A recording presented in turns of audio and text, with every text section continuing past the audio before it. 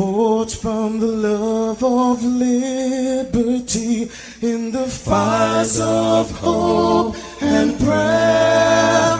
With boundless faith in our destiny, we solemnly declare. Side by side we stand, islands of the blue Caribbean Sea, this our native land. We pledge our lives to thee.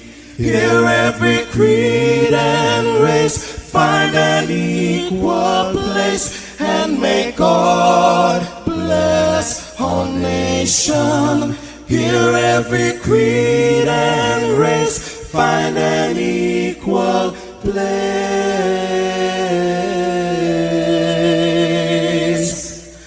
and may God bless our nation.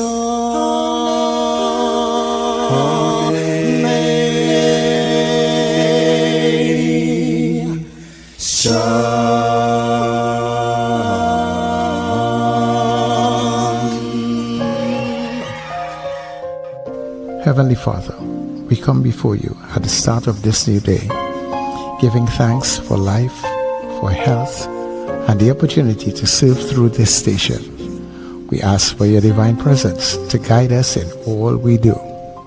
Bless this broadcast, that it may be a source of inspiration, joy, and unity to all who tune in. Whether near or far, may our words uplift, our music heal, and our message bring light to those who need it most. We pray for our listeners wherever they may be.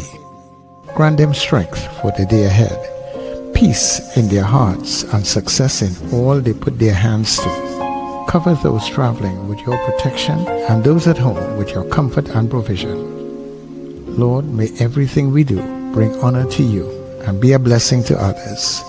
Guide our steps, bless our efforts, and let this station be a vessel of positivity and hope. In your name we pray. Amen.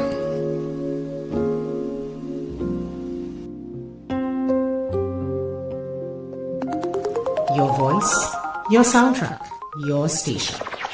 New Era TT Radio. NETT Radio.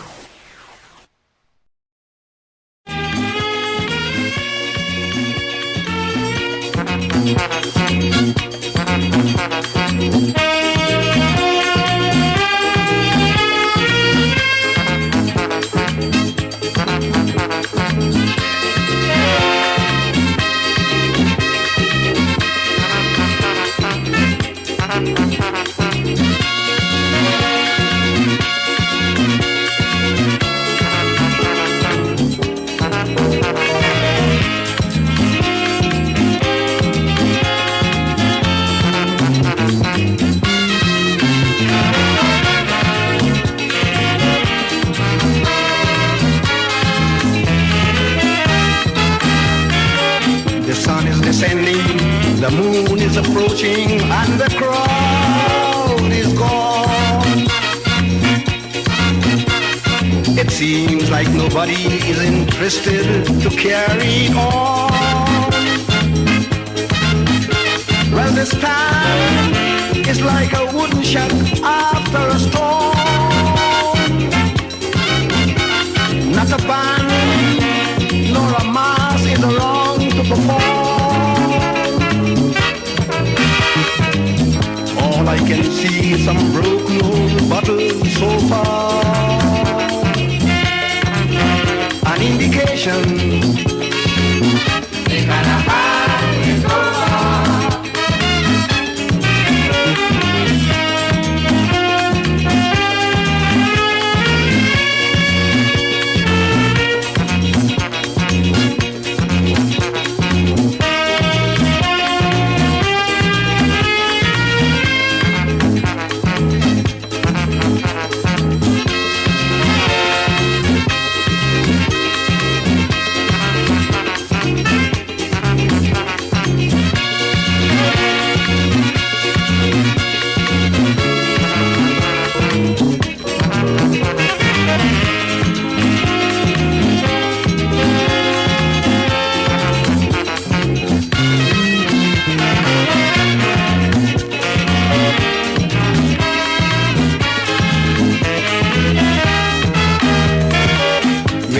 that music that sounded so terrific?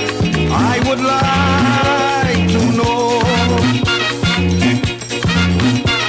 The sweet, sweet saxophone, the pan and the trombone and so. What is wrong? Like the tourists and all disappear. Not a clown nor a buck can be seen anywhere. Can't hear the sound of a drum or a bass, a guitar.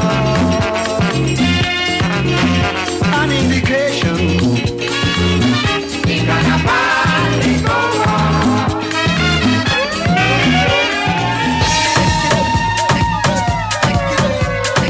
Angela got the girls and bride.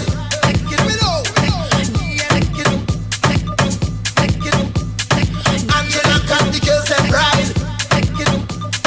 Angela got the girls and bride. Marshall right there by your side. Wave the flags, I am waving pride. Party done once we step inside the club. We ready up. We go turn it over. We up in here. Hey. Girl, let them a rush me. What the hell is that? When they see me in the place, party done, party done, party done, party done. Hold up. All right, everybody, good morning to you, and of course, welcome to it. The carnival is over, the party done. Oh, it's already party just started. Yo, good morning, Trinidad, good morning to Tobago. Neighbors in the Caribbean, how are they doing? All they good? All they enjoying the carnival? Nice. To our friends and our family who are streaming all around the globe. Good morning to you, and of course, welcome to New Era NETT Radio.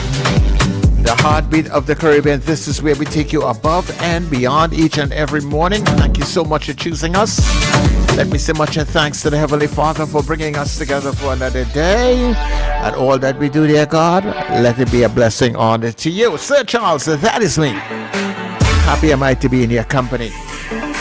But you know what? I'm just a little happier because, yeah, this is your Get Up and Go. This is where we welcome you all to the breakfast show. Get up, get up. It's the time to start the day. The breakfast show is here. We bring in the soca way. Yeah, yeah, yeah, yeah, yeah, yeah, yeah. Yeah, yeah, yeah, yeah, yeah, yeah, yeah. Wake up, it's a brand new dawn. The breakfast show got the vibes turned on. From Maracas Bay to the Savannah line. Let's start the day in Caribbean prime.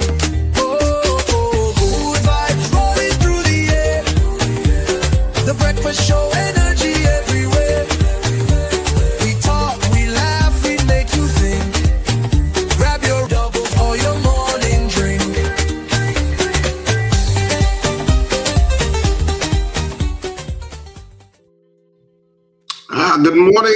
Good morning, and welcome to the breakfast show on this Ash Wednesday morning. I almost went to earn ashes this morning, but of course it was a very fleeting thought. But good morning to you wherever you are across the planet in whatever time zone, and welcome to the breakfast show coming to you live out of Trinidad and Tobago after a hectic carnival weekend. And of course, this is Ash Wednesday, the beginning of Lent. So you know you usually give up something if you're Catholic, and if you're not a practicing Catholic, you mightn't do anything. But it is what it is. And good morning to my co-hosts, Wendell and Sir Charles. Good morning, guys. Good morning, Richard. Oh, you're well energized. You didn't jump up nowhere for carnival. Good morning, Wendell. Good morning, everybody. Good morning to the Gael family up with us very early this morning. Thank you very much. Yeah. Good morning, Richard. Good morning, Sir Charles. Good morning, Trinidad and Tobago. And good morning, listeners and viewers all over the globe. It's also the start of Ramadan today. It coincides with the start of Lent. So it's 40 days of Lent and 30 days of Ramadan. All right. So Christians are fasting from today, and so are the Muslims. All right. An important day in the calendar for both denominations, of course. Of course, we're happy to be in the land of the living. Yeah. There's so much I could say, but I I'm beat, but we're happy. Or those who celebrating birthdays today is what, February 18th, right? 18th, yeah. 18th, right? Yes. Have a happy birthday. Today's my friend Paula's birthday. I said it was last week Wednesday, mistakenly. By a week then. I was early by a week, but I think it's today. So happy birthday, Paula. Hope you have a fantastic day today. I'll try and talk to you at some point. I de la Rosehia, if I pronounce that correct. So happy birthday, Paula. Of course, the last race is on now. Well, not the last, because there are a couple other races. There's Band of the Year and so on. I don't know how many people really take that one. So. But the road march race is on. So I'm just waiting to see what happens. You know what I mean? Of course, we had over the weekend, well, it's been 5 days since we've been off, right? Saturday, Sunday, Monday, 4 days. 4 days since we've been off, right? And of course, a lot happened over the weekend in terms of panorama finals. Of course, that went back to Exodus. Exodus defended their crown for panorama. And of course, in the Calypso Monarch race, a lot of people expected Terry and Lions to win. Of course, that particular competition was marred by controversy with the silencing, for want of a better word, of Elon Francis, who I had as my winner. I mean, I didn't mind Terry Lyons winning, but Elon Francis, I will always support him. I like the young man. I mean, he has a crisp voice. He's articulate. He is very talented. You know what I mean? And he puts over his commentary in such a way that it's so easy to understand. You know, how he came sixth is anybody's guess. I mean, I was so disappointed with what happened with him on that night. But, you know, what can I say? I tried reaching out to him. So I don't know if we could probably try him again, maybe live on air, a live call maybe later on. You know, but we do have Minister Luke. You were disappointed with what happened to him, Wendell. I was mad. I know you were disappointed. So Charles, I have to tell you, Richard called me, and I've never heard so many curse words. I don't know he could cuss that, but I think he used extra that night. And I didn't blame him. I really didn't blame him. No, I wasn't disappointed. I was mad. It looked like obvious sabotage. It looked like obvious we are silencing you because you're being critical of the government. That's how it came across. Yeah. I know TDT has since apologized to some, 8 hours after the show, probably 8 or 9 hours after the show, or 10 hours. They couldn't even put it up. If it was, in fact, an audio issue, as they have indicated, why did you put it up immediately? Yeah. Actually, we apologize for that audio loss that just occurred there. We were trying to rebroadcast Mr. Francis' performance in a little while, or whatever it is, to make people alert. And they've not shown it over. Because there was so much pushback, almost instantaneous pushback, there was a backtracking. That's how it came across to me. And then, of course, the apologies and the over-technical explanations that they know lay people will not understand. Over-technical explanations about Dante, this and whatever, and failure here and whatever, that happened to nobody else but him. And you were disappointed. I wasn't disappointed. I was damn mad. Yeah. Disappointed was not the adjective I would use. Yeah. But you know, it is Trinidad and things will blow over after 7 days or 6 days or 5 days. But like this one blew over already. And if you're drunk, 2 days. I think the winning Terry Lyons winning probably dissipated that. No, Terry Lyons was good, even though I felt a lot of the performances on that night. I felt like I was in a small church hymnal group. That's what I felt. You know, everybody dressed in white and lamenting, and you know, about blessings and all sorts of stuff. I felt I was in a small church. I say, like a small church pay for this 5 hours or what? But anyway, I was just me. everything was, so grounded in, the future and this and that and that. And I'm like, okay, whatever. The one difference was Freetown Collective. At least he talked about Calypso. Then Karine Ashe, who I like, she was, critical, was political, but she was. Coming after Terry, she struggled. You could tell. Well, Terry was really good, and her overall performance was excellent. Yeah. And then, so Karine was different. She was political. And then, of course, Elon Francis came on eventually, and he was more political than Karine. Yeah. He was more directly critical in a way. In a clever way. He always does it in a clever way. It wasn't, I don't think it was, it wasn't, to me, insulting. It was critical in a clever way. Don't forget, this is Trinidad, basically, he was saying. Yeah. And then, well... As soon as he used the word Zoso, that was it. Yeah, his mic went out because of whatever technical difficulties TTT claimed they had. And then, but it was miraculously fixed in time for the final performer though. So he was the only performer affected. Yeah. And then a controversy was made, was heightened by Kenny Phillips coming into the wax stream and saying the mute Elon mic. Yes. Well, you heard that audio, even though he said it was because he heard what happened. It wasn't that he knew. It was Elon's mind. So it became a controversy. It's still a controversy. Yeah. But it's worse than the fact that he came sixth, because he would have been heard by the judges. I mean, he clearly was, if not the best, second best on the night. You know what I mean? He was. Well, despite the technical glitches and things. And I was talking to somebody at work, and they were saying it was that person who was not Kenny Phillips that came. No, that was Kenny Phillips. Yeah. It kind of was very obvious it was Kenny Phillips. It was? Unless he has a twin brother. All right. Well, I was talking to one of the because I was trying to get some clarity on it last night. So I was talking to one of the guys at work yesterday, who's a very seasoned, I would call him a foundation member of it. And he was telling me it was not Kenny. But so who it was? If he telling me it's not Kenny, who it was? He said he don't know who it was. He said he don't know if it was an NCC person, or if it was a TTT person, or whatever. Nah, it was somebody from their studio. Not anyway. Well, if it was, we have not heard from.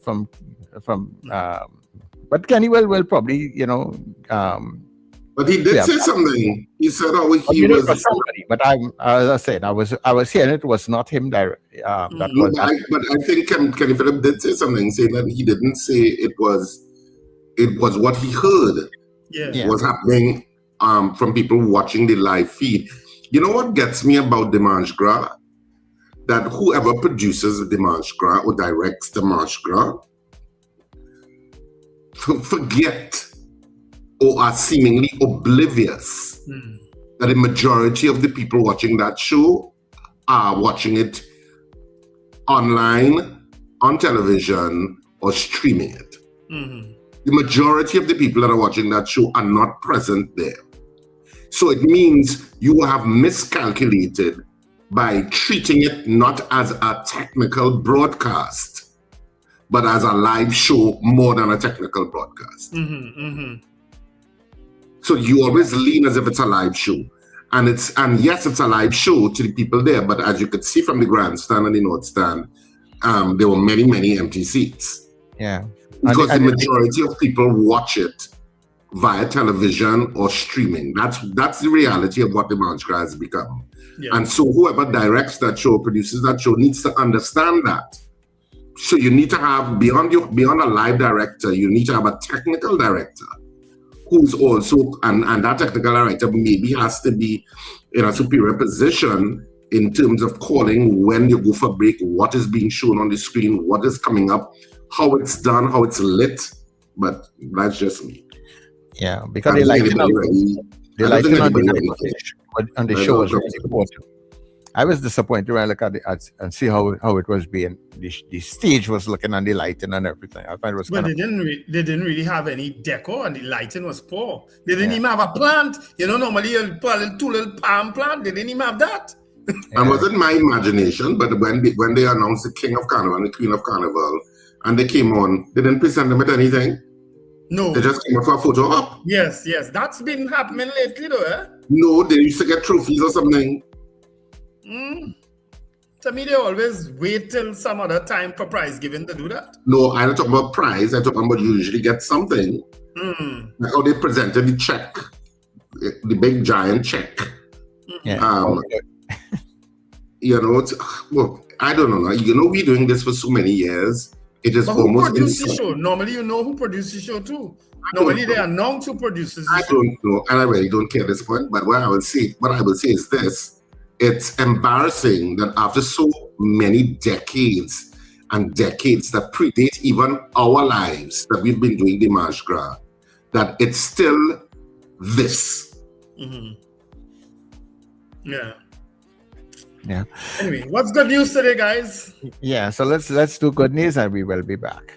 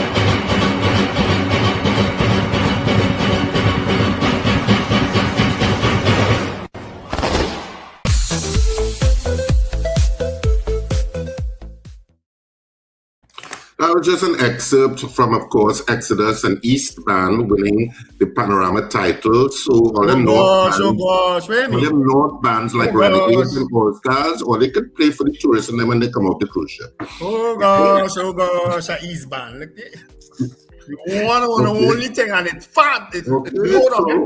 Renegades and All Stars, or they could pay for the tourists and them and for the politicians who like to jump up on Carnival Tuesday dressed up in white. Okay? Yeah. And what was nice about a broad brush. Did I say anything? Did I say anything wrong? That's a broad brush. What was really nice about it is, besides the fact that there's an East Band, there's an East Band that they played a new song. Well, they played what could potentially be the road march. Yes. I hope he wins. I mean, I have no problem with Marshall, but I hope Voice wins because that would be his first road march, and I think he deserves it if he wins. You know? Yeah. Well, to me, it seems as if Marshall is going to win because of the amount of times I heard Marshall's song play yesterday. Well, that's what people are saying on social media. So you know, all the best. But Marshall going from chop to chop to chop to chop to chop. You know, the last time I saw that was actually with Iowa. Fair and Lions. I saw that with my own two eyes downtown Port of Spain. I said, what is this going on here? Because I was sitting in the stand and she is from truck, because every truck pass across the stage, remember, it's judged, eh? Yeah. Every single truck is judged separately, not the banner. Every single truck is judged separately. A lot of people probably not aware of that. Yeah, but So that particular action, I think is by now they should outlaw that action. Yeah, I think so too. You should outlaw that action with allow. I mean, if I expect I would probably see it with a band, but don't tell me every truck that's coming up you just going down the road because you name so and so, and they're glad to have you on the truck so they can play your song. And naturally, if Marshall jump on a truck and take the mic, where else they go play? Where else they go play? Yeah, but I mean, he worked for the authority to be able to do that. Yeah, but that particular part, I think that that's what really he's never had to do that before, and it should be outlawed. Clearly, he was determined to win Road March this year because he's never had to do that before. He wants to break with Kitchener's record. Yeah.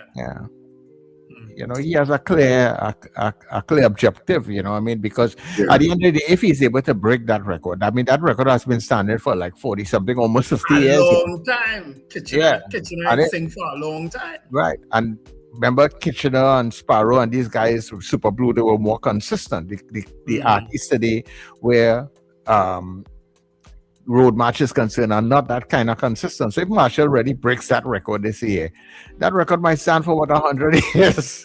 Yeah, true. It will be a long time. It'll be a long time. You're very right. Because the only person close to it, I think, is Super Blue. Yeah. And he he came back after a long while, you know? Yeah. Where that is when he came back with Fantastic Friday, that was after a long while too. And he had a song this year, even with Marshall this year, but his song didn't really do anything, you know? Yeah. Different generation. All right, let's greet the people in the chat quickly now, because we do have an early morning interview with Minister Ameen. So we're going to just greet the people in the chat quickly. And then after, of course, 7 o'clock news, we're going to be engaging you wonderful people who've been waiting so long on us.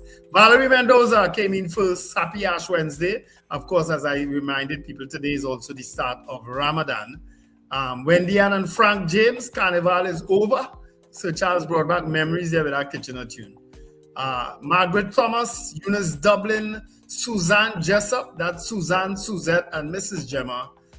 Brennan Smith, Erica Charles, Diane, blessed morning, guys, all the night. Today is my husband and I, 45th anniversary. Always listen to you. Congratulations. His name is Arthur Payne. Good morning, Mr. Payne. 45th anniversary. Wow, you ought to do another proper trophy or a bust of you in the house. It's called love. Morning, Erica Charles. Nicola McNichols, I trust you all are safe, of course. Manager, that's Norris Ferguson. Robert Taylor, Slick Money Grip, Anthony Miguel, Apollonius, Marlene Saunders Sobers, Deborah Noel Sennett. I miss you guys so much. We miss you all too. Ava Smith says, good morning. Sherwin and Juliet Kerr, Kathy Ann Charles, and Arlene, who is still in Trinidad. Morning, Arlene. Ian Stewart, Carol Guevara, happy. Oh, you forget Hump Day today too, eh? Joyce Phillip, Wendy Ann James, this was a blue and yellow carnival. Blue? Okay, I don't know what you mean by that. Blue and yellow. Anyway. Rena Jennings, happy Hump Day. Wayne Ramsey, good morning, guys. I think he's still in Trinidad. Boy Bidesi from Debe. Alistair Hart from San Fernando. Sir Charles, no muting of mics, please. Lawrence Bazi, Wendy says, I like the caricature of three of you on AI. That's not AI, you know, that's real. You didn't take the picture really short, so. Dean Allen says, good morning. Now party done up Maracas last lap. Yeah, last lap will be today. Ingrid from Tucson, Arizona. Chris Tousse, thanks for rejoining us on the show. Michael Sankofa, that's You Three Kings and all tuned in the universe. Dave Gosain, Wendy Ann is turquoise for Lent, Charles and Wendell. I know what I mean. That what we supposed to wear? Alistair Hart says, I played Ticket Devil, which is a traffic warden Monday morning. I had lots of fun. Hilary Zan. Carla Hercules. Brent Hackshaw. Great to see you guys back. Shoma Paul. Wendy Ann is saying it was the worst Dimanche Gras. Florence Bazi Wendell and Carnival Monday was my second son's birthday. He's 41 years. His name is Joel Israel Caballero. So belated birthday greetings, Joel. Mrs. R says, good morning. Sankofa said, I think was on all your show. I said Exodus was the winner, possibly. Pamela O'Connor, Lester Cragwell, Mrs. R, Wicked and Spiteful. Nicola McNichol said, I had Heelan as my winner. I do not mind Terry winning either. All right. Lots of chat here. Raymond Piggott, Apollina said it was obvious sabotage. Nicola said I felt Freetown was a bit off key. I don't really know him too much. Wendy Ann, Reed Hollis, Liverpool's article. Alistair Hart, a lot of re-chatters here. Let me get some new names. Claire Lendor Rollins, David Wares, according to the chairman, the North Sun was more than 60% full. Okay. Maria Lizama Paris, good morning. Scorpion Pepper, Deborah Noel Surrett, Cheryl Henry, Kim Govaya, let me get some new names here. Hillbenj, Lester Cragwell, a lot of repeats here. Ambrose Blas says good morning. Nut Cake also said good morning. Nut Cake? Nuts Cake. All right. Richard Phillip, happy Ash Wednesday. Trini Gets Fit. Dave Balkisoon from Princestown. Scorpion Pepper need to make Heelan song go viral.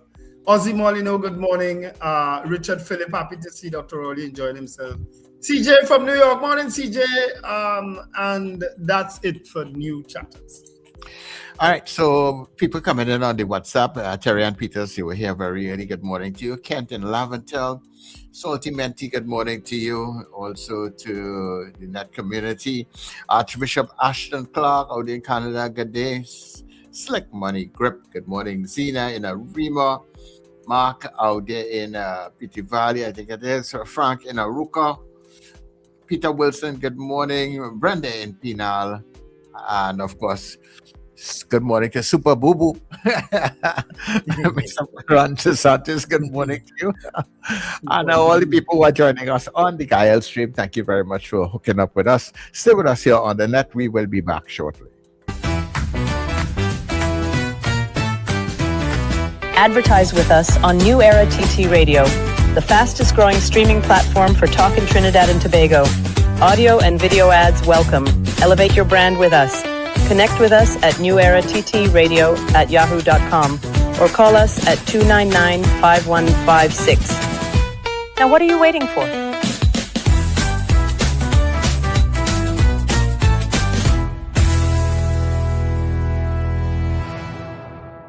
Save more now at Furniture Plus. Get a pair of pillows for only $49, queen mattresses from $7.99, free gifts with select purchases, plus extra discounts on higher purchase plans. Hurry, visit any Furniture Plus showroom today.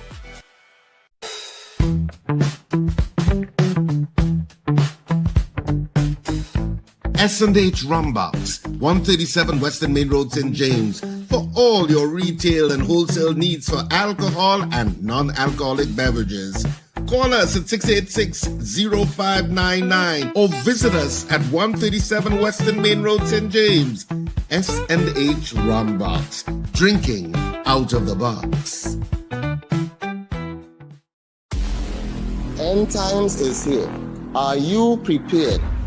Check us on New Era TT Radio or NETT Radio with Brother Raka and Brother Yatazakawa on Mondays from 7 to 8 p.m. End times is here. Stay tuned.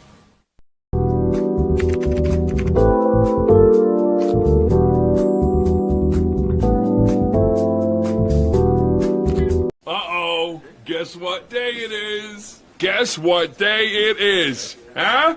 Anybody? Julie, hey, guess what day it is? Oh, come on, I know you can hear me. Mike. What day is it, Mike? Leslie, guess what today is? It's hump day.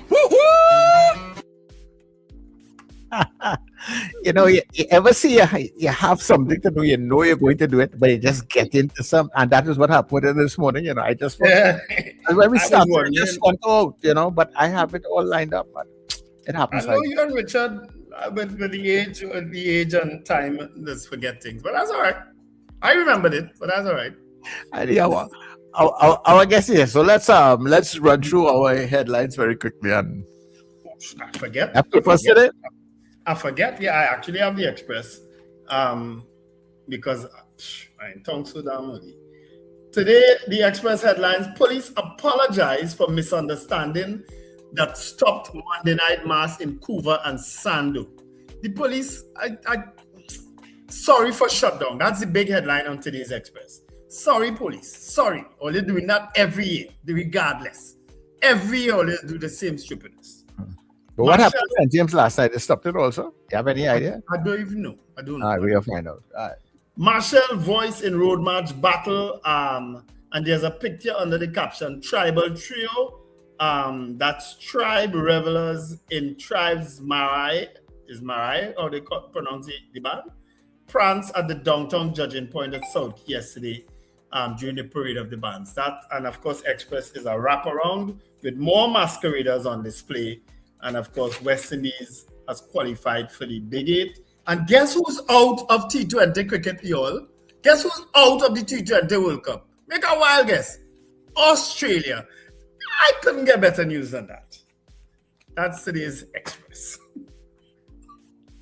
The Trinidad and Tobago Guardian for today. Road March battle goes down to the wire. Marshall and Voice in tight race. Commissioner of Police praises public for adhering to law during Carnival.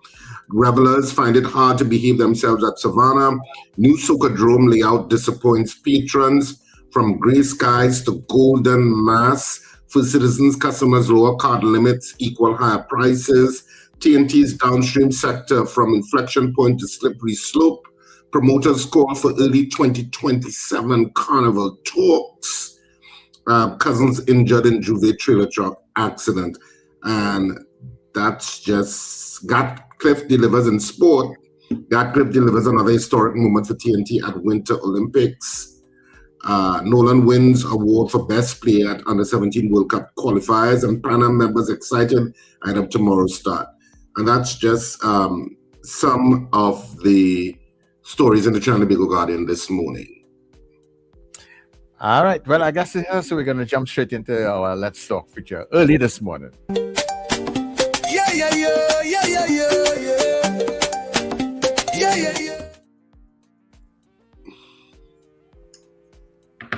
That is not the Minister Ameen, that is Richard. Hi, as the Minister of Local Government, I'd like to say. Where's Minister Ameen camera? This is shaping up to be an excellent impersonation. I am not You realize you trying to think that? Why aren't we seeing you, Minister? You know, I'm not seeing you. But he could pass. Minister is not the Minister is not a morning person. She out since 1 o'clock this morning. So yeah, let me switch devices, guys. Yeah, all right. So we'll wait on you to get back on camera with us. All right. So we'll wait on the Minister to get back on camera. Nah, she was out early this morning. I'm seeing a lot of comments here. Dean Allen is saying, you have new features on the screen. I don't know what new feature is that. Where's that? What we pay have attention. But Wendell, I know you're getting older, but sometimes you need to pay attention. Well, what are the new features? Is that background there? I just answered you. Pay attention. Okay. All right. San Fernando Carnival shut down because they were high. So the police is, as I said, people, the headlines today is that the police apologizing because apparently it was a directive, according to DCP Martin, that the police stand down, not that the carnival stop. But how the carnival go on without police presence? How you could send on the police early with a carnival still going on? Yeah. What kind of crazy excuse is that? That just makes no sense. None. Absolutely no sense. You know what I mean? The police were told to stand down at 10, but the carnival could go until 12. That is as crazy as an excuse as I've heard. Right, there you go. Okay, guys. Good. Yeah. Good morning, Minister, and thanks for joining us on the Breakfast Show. It's my pleasure to be here. Yeah. Well, you look pleased as punch on this Ash Wednesday morning. I assume everything went well with the cleanup activities across the country and the regional corporations and stuff like that. Yeah, we were out. Well, actually, we were out all weekend, but this program started on the 2nd of February, where we had over 1,000 workers employed by the ministry and assigned to various regional corporations. So they started cleaning up areas that were designated to have NCC carnival celebrations. You know, they have regional carnival. So it wasn't only Port of Spain and San Fernando, but in the regions. And in addition to that, you also had a lot of areas where you have camps. A lot of religious organizations, youth groups and families go to camp on the beaches and so on. So they were also cleaning areas like Matlot, Balandra, going all the way up on the East Coast. On the East Coast as well, that Mayaro to Manzanilla stretch, where you have a lot of people go camping. Of course, the North Coast, the Maracas, the Tyrico, the Lafayette, and in South you have areas like the Moruga Beach, the Clifton Hill. So those teams were deployed to prepare those areas for the influx of visitors. And they did well in terms of the preparation beforehand. You had a lot of pan events, stick fighting, kiddies carnival, calypso events in the regions that they were able to provide support for. And this weekend, of course, it was the big test for them as well. So we were out with them in terms of visiting them. The instruction was to start immediately as the carnival shut down, right after last lap. But they were, of course, out during the Monday and Tuesday as well. So, for instance, there were some teams who came out in Port of Spain from 10 a.m. and worked till 4 p.m. and then they went home and came back out at 10 p.m. And they were closing off at 4 a.m. But generally by 2 p.m. the streets were clean. We had teams for instance, in Arima who were out from 12:30 a.m. By 2 a.m. Tunapuna Aruka was clean. In the penal area, they were finished by 3 a.m. Of course, in the concentration Sandy Grande, the chairman of Sandy Grande was out there power washing. Some of the councillors were out there as well. And for me, visiting the workers really is a form of getting the feedback directly from them in terms of their experience, because that informs us for future events, how we can make the program better and be more effective. So I really want to commend the workers and our coordinators. We in local government had 18 coordinators who worked alongside the 18 regional carnival coordinators from NCC. So that made us have that working relationship to ensure that every event that NCC had, our teams were there working with them. In addition to that, by them being assigned to the regional corporation, the councillors who had requests for teams to come that may not have been carnival related, it might be a recreation ground that have an event.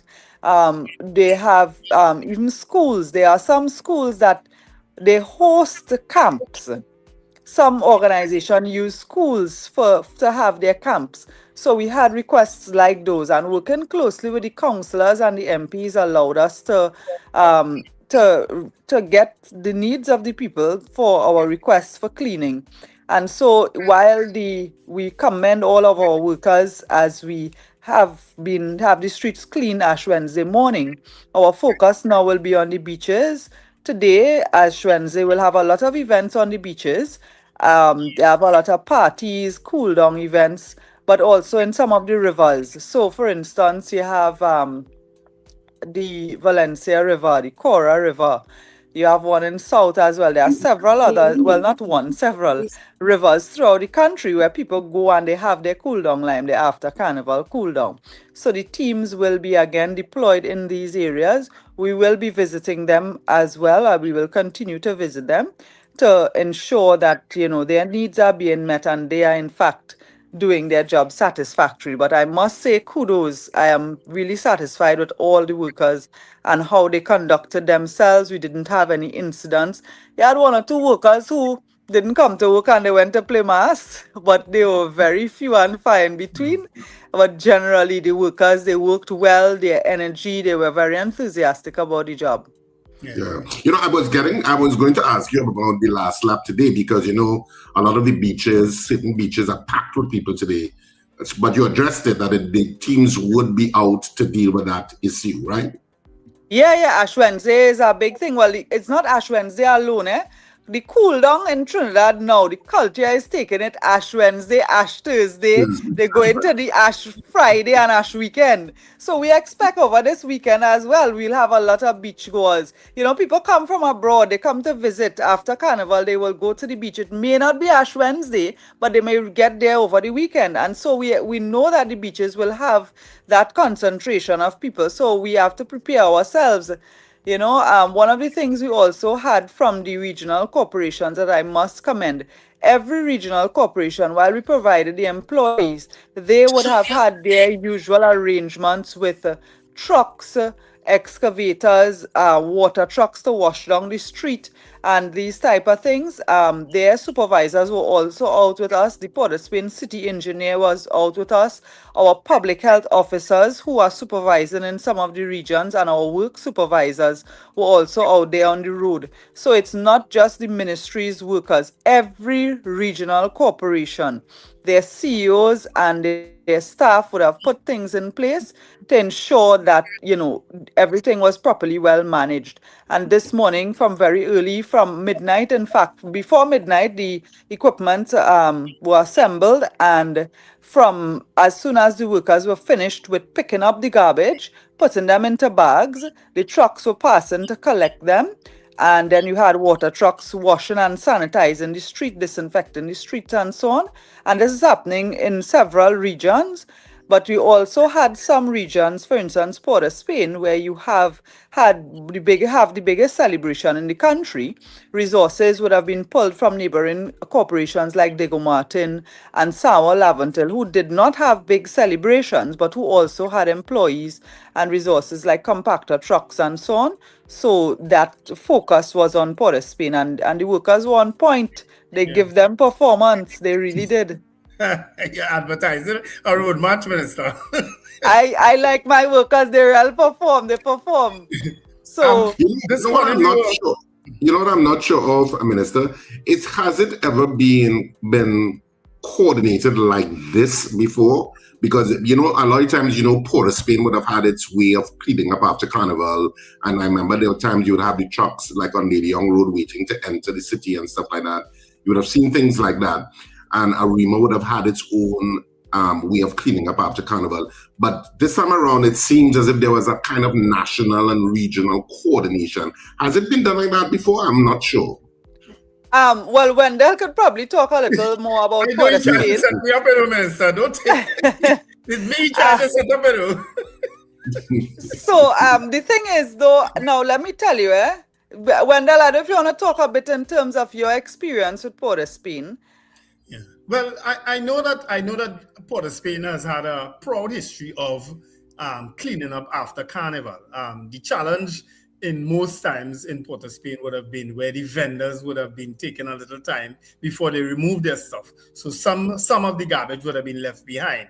But I think this time it was a little different in that there was no CPEP, there's no URP. So these resources would have had to be orchestrated and manned by the ministry and the minister herself, who, I mean, I spent 21 years in the corporation. I don't know that I've ever seen a minister on the ground as you. I saying this plain. I know a lot of people might be upset with me, but I've never seen a minister of local government out in the field as you have done, and I want to compliment you publicly for that, for being out there with the workers, greeting them and ensuring that the work gets done. They're gonna have some challenges, and I know that in some areas they're gonna have some hiccups. But I think our job was well done in terms of the coordination done by the minister and the Ministry of Local Government. And I saw from Couva Tabakit in Port of Spain today helping out, Yeah. So I think really we have spoken so much, we in the UNC have spoken so much about undermining local government by having special purpose companies do their jobs, by having, so you take them away from managing their city and their borough and their towns. And really, to me, this demonstrates that local government corporations have the capacity to do what is required, because the work of cleaning up the streets is the duty of a corporation in law, and they should be empowered to do that. And I am a firm believer in that. And one of the things that the Prime Minister asked us to do in terms of providing employment, whereas in the past people may have been getting like $89 a day, I think it was, we want to move away from that, and it really involves cutting out the middleman, cutting out the several layers of supervision of people who ain't doing anything, in the ghosts in the URP and so on, and given the work that allows us to pay the workers more meaningful salaries, more meaningful wages. So instead of getting $89 a day, these workers were getting $245 a day, which is similar to what the corporation workers would get. And they are incentivized by that, so that they know they're getting a proper pay, they will come out. As I said, we may have had one or two who left the job on Carnival Monday and Tuesday, and you see them on the stage, but generally the workers really dedicated themselves to the job.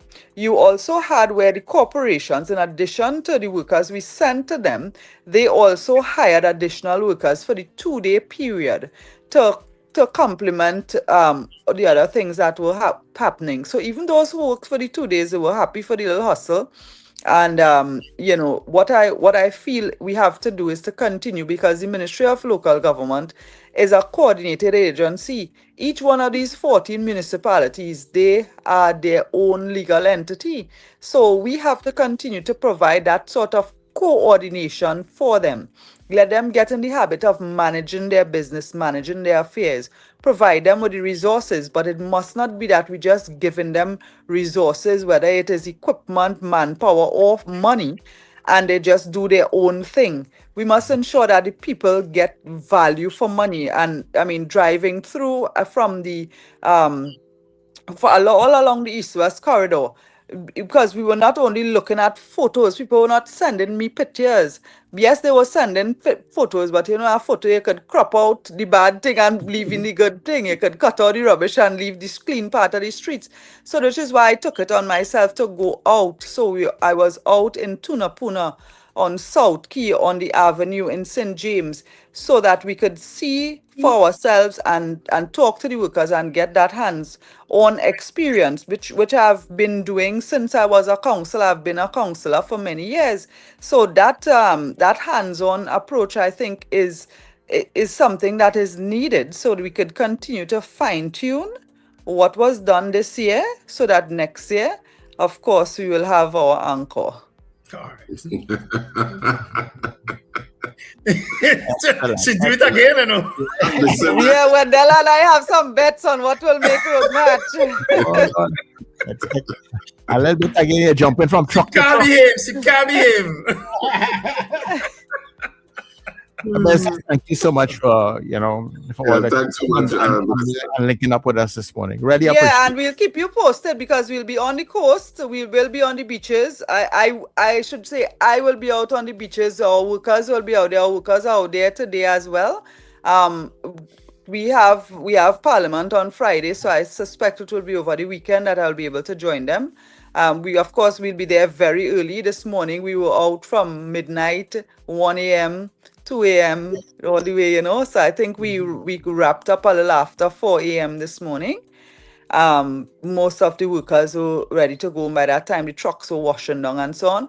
So the workers on the coast, they also come out very early, but because they're on the coast, they don't have lights on the beaches. So they will start probably like 5:30 a.m. when you start to get that little peak of the sun coming out. And by 6:37, they should be completed. So we want that concentration of workers so they could clear out the place quickly, so that they wouldn't be there while the beach bathers are there. They will be there in between, yes, but we want the bulk of the work completed when you have less people on the beach. Yeah. So once again, hats off to all our workers, all our regional corporations. And I mean, the Prime Minister was really pushing behind us to this thing, and I'm happy to see when I talk to the workers to see how they react in terms of us being able to pay them more, manage their hours differently. It makes a difference to a young person, to a single mother, to be able to have a more meaningful daily wage. It really does make a difference in people's lives. And our Prime Minister, that was one thing she was adamant about in this program. And I'm happy, seeing her vision come through for these people. It really is very touching for me as a part of her cabinet, and as a minister who is on the ground and hands-on. Good job, Minister. Excellent, Minister. Thank you so much. And you look. Thanks for having me, guys. Enjoy your day. All right. Yeah. Of course, that was Minister Khadija Ameen weighing in on a program that I'm involved in. If you all didn't know before, now that I'm involved in it until the end of February. Yeah, she's full of energy, man. She didn't really she up all that time. Yeah. I hope you're full of energy now, such as to play the Did You Know? Play what video? We have to go to the poll. We'll do Did You Know after 7. So let's do the poll quickly now. All right, okay. Right? We can do Did You Know after 7 and take some calls.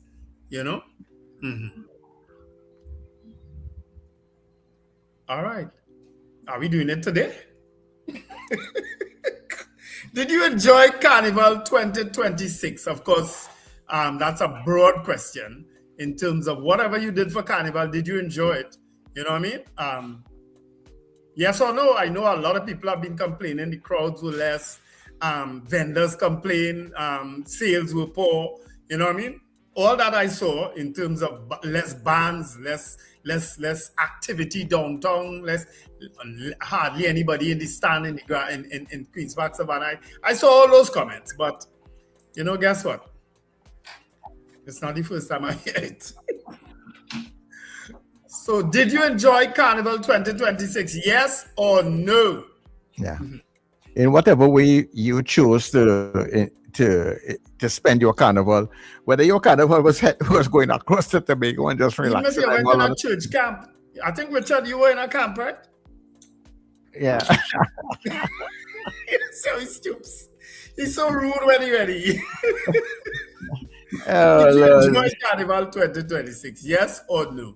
All right, so we're taking some calls in between here too. That's what we're doing? I guess so, yeah. Why not?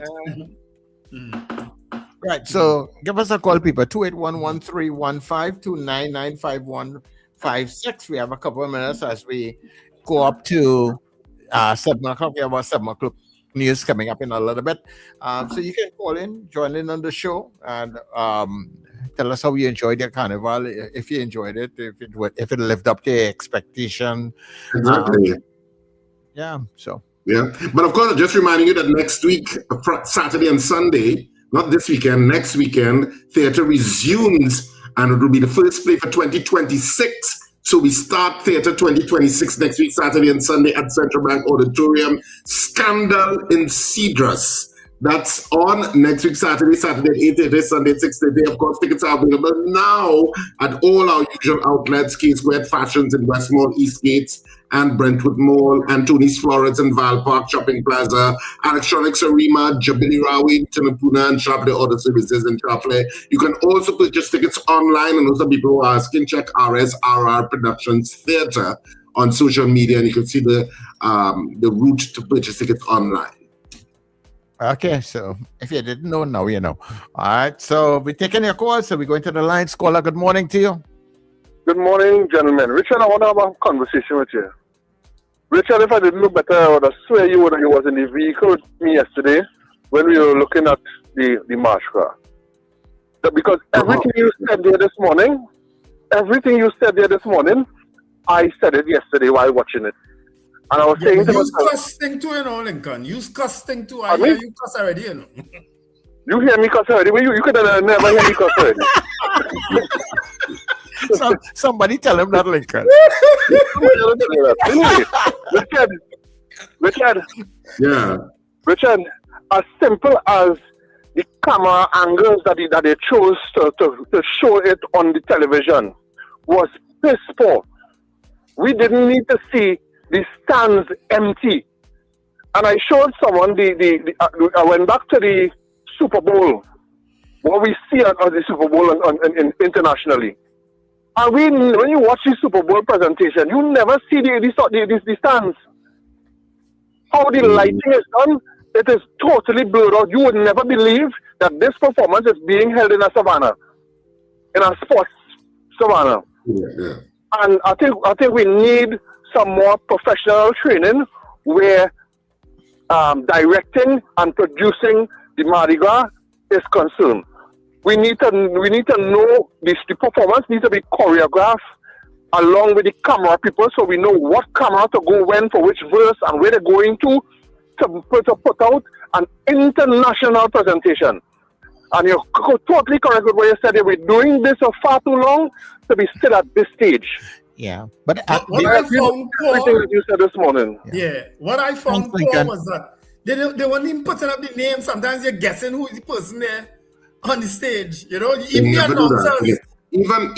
Even with bands. Mm-hmm. And I've always said, I say this every single year, whether it be CNC free or TTT, when bands are crossing the stage, rather than wait for us trying to hear from the people commenting on it to guess which band is on, have it coming on. You're watching Tribe, this is section so and so. Then you could also bring up another graphic, bands already passed. Yeah.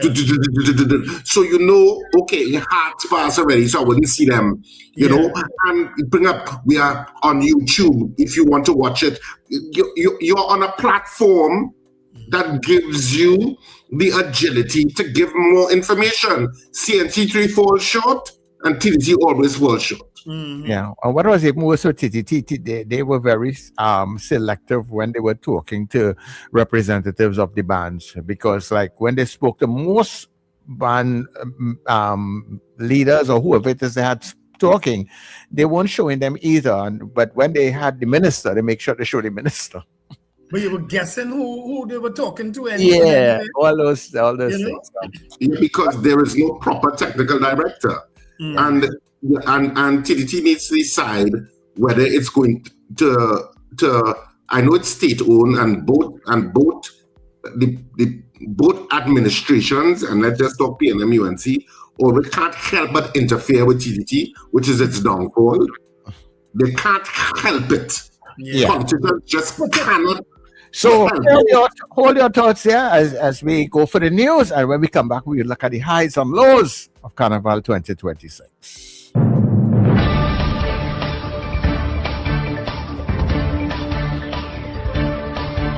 The news you need, the clarity you deserve. Local, regional, global. This is NETT Radio News Now.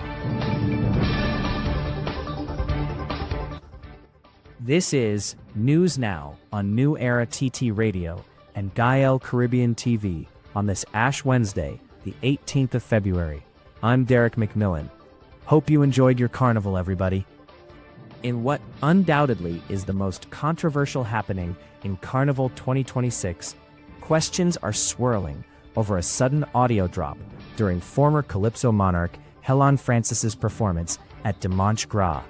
Francis, who was debuting his 2026 offering, Don't Forget, could be seen performing on the Trinidad and Tobago television live broadcast, but viewers could not hear him.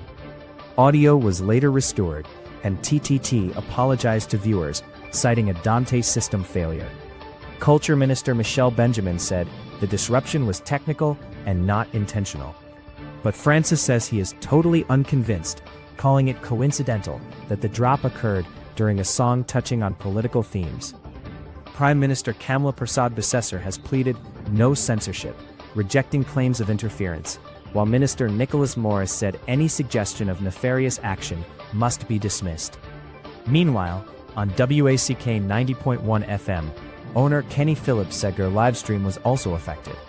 He explained that the station could not have muted the microphone as it did not control the audio feed, and added that their YouTube stream was later halted due to what the platform flagged as suspicious and harmful content.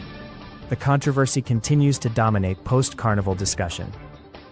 Staying with Carnival news, we check out the champions crowned so far as the festival reached its peak. At Dimanche Gras, Terry Lyons captured the 2026 National Calypso Monarch title with her emotional and spiritual rendition of Blessings.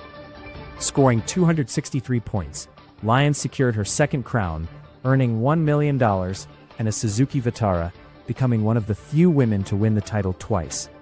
On the Pan stage, Republic Bank Exodus Steel Orchestra are back-to-back National Panorama Large Band champions. Their powerful performance of Voices' Car Behave, arranged by Terrence B.J. Marcel, earned 289 points, just one ahead of BP Renegades, in a thrilling finish at the Queen's Park Savannah. And as we await the official Road March announcement later today, 3 songs appear to be leading the charge on the streets of Port of Spain. Encore by Michelle Montano, Car Behave by Aaron St. Louis, and Roadman by Bungie Garlin. Carnival 2026's champions are emerging. Now all eyes are on the Road March crown. Prime Minister Kamla Persad-Bissessar has dismissed claims that audio was intentionally cut during Calypsonian Helen Francis's Dimanche Gras performance. In a statement, she said she was informed of the issue yesterday morning and noted that state-owned Trinidad and Tobago Television had already apologized, citing a technical problem. Responding to allegations of censorship, the Prime Minister said no one has to censor Calypso, arguing that audiences have shifted away from divisive commentary and towards celebration.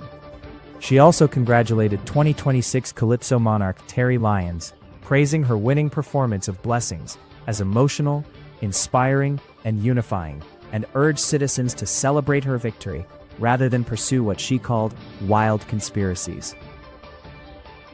Opposition leader Penelope Beckles is calling on Prime Minister Kamla Persad-Bissessar to retract recent comments about Calypso and apologize to the nation. In a Carnival Tuesday statement, Beckles described the Prime Minister's social media remarks as a troubling lack of restraint, taking issue with references to Calypsos as hateful diatribes and Calypsonians as political stooges.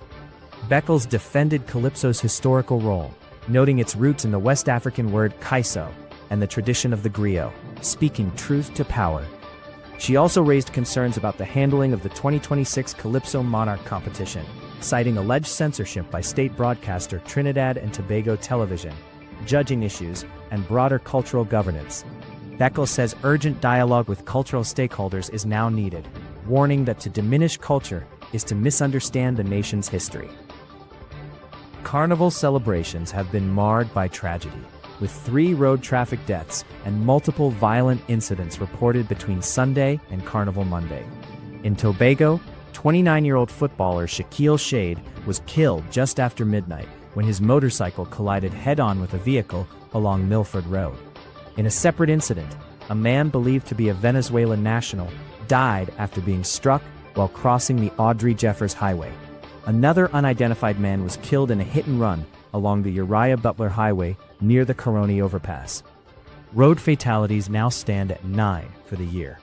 Meanwhile, in Woodbrook and St. James, 19-year-old Jaden Roof was fatally stabbed during Jover celebrations, while 2 other men were shot and wounded in a separate incident. Police are also investigating a reported sexual assault along Tragareet Road during Jover festivities. In another matter, a police constable was robbed and beaten while conducting a clothing sale in Galera Park, Toko. The armed suspects escaped with cash and clothing. Investigations are ongoing in all incidents. In international news, tensions between China and Japan have escalated sharply, with even giant pandas becoming symbols of the diplomatic rift. Last month, Tokyo's Ueno Zoo bid farewell to pandas Xiao Xiao and Lei Lei, after Beijing ordered their return, leaving Japan without Chinese pandas for the first time in decades.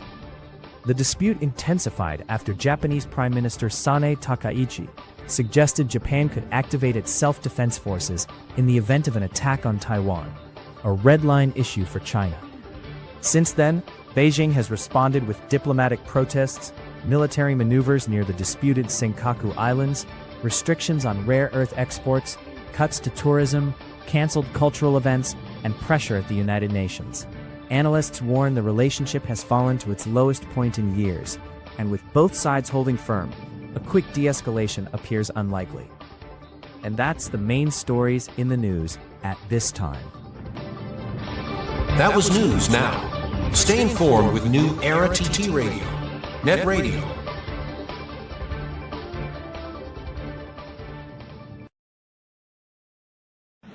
Your mid-morning just got better. Join Sir Charles for the mid-morning mix and mingle, where good music, real talk, health, and family matters come together, and your voice is heard. Whether you're at work, on the go, or just taking a break, this is the perfect mix to keep you engaged, informed, and entertained. The mid-morning mix and mingle, weekdays, 9 a.m. to 12 noon on New Era TT Radio, NETT Radio. Morning vibes, fresh energy.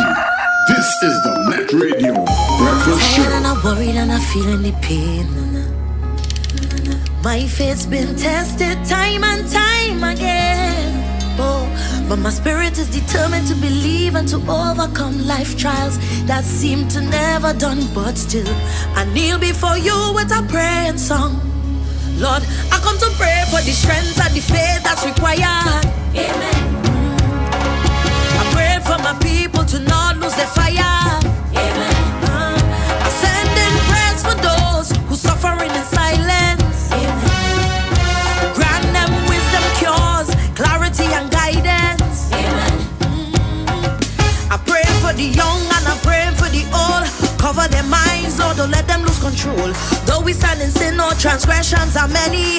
Thank God for the life that He gave me. To all you who doubting and losing faith, time to congregate and no time to separate. I'm calling on the prayer warriors in the country. Come for Trinidad, need we, cause I say Trinidad need a blessing.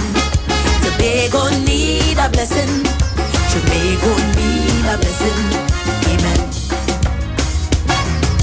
Trinidad need a blessing. Tobago need a blessing. Tobago need a blessing. Amen. Life is getting harder to manage. Oh yeah. The plan you had for us, it's vanishing because the violence. Lord, the nation in distress. What's it gonna take? We need a rest. It's time that we repent and we confess. Cause Lord, I'm tired of the bloodshed rising in numbers. Amen. I'm tired see the youth choose the path of plunder. Amen. Can't walk the street in peace is a problem. Amen. Father, intervene, please save your children. Amen.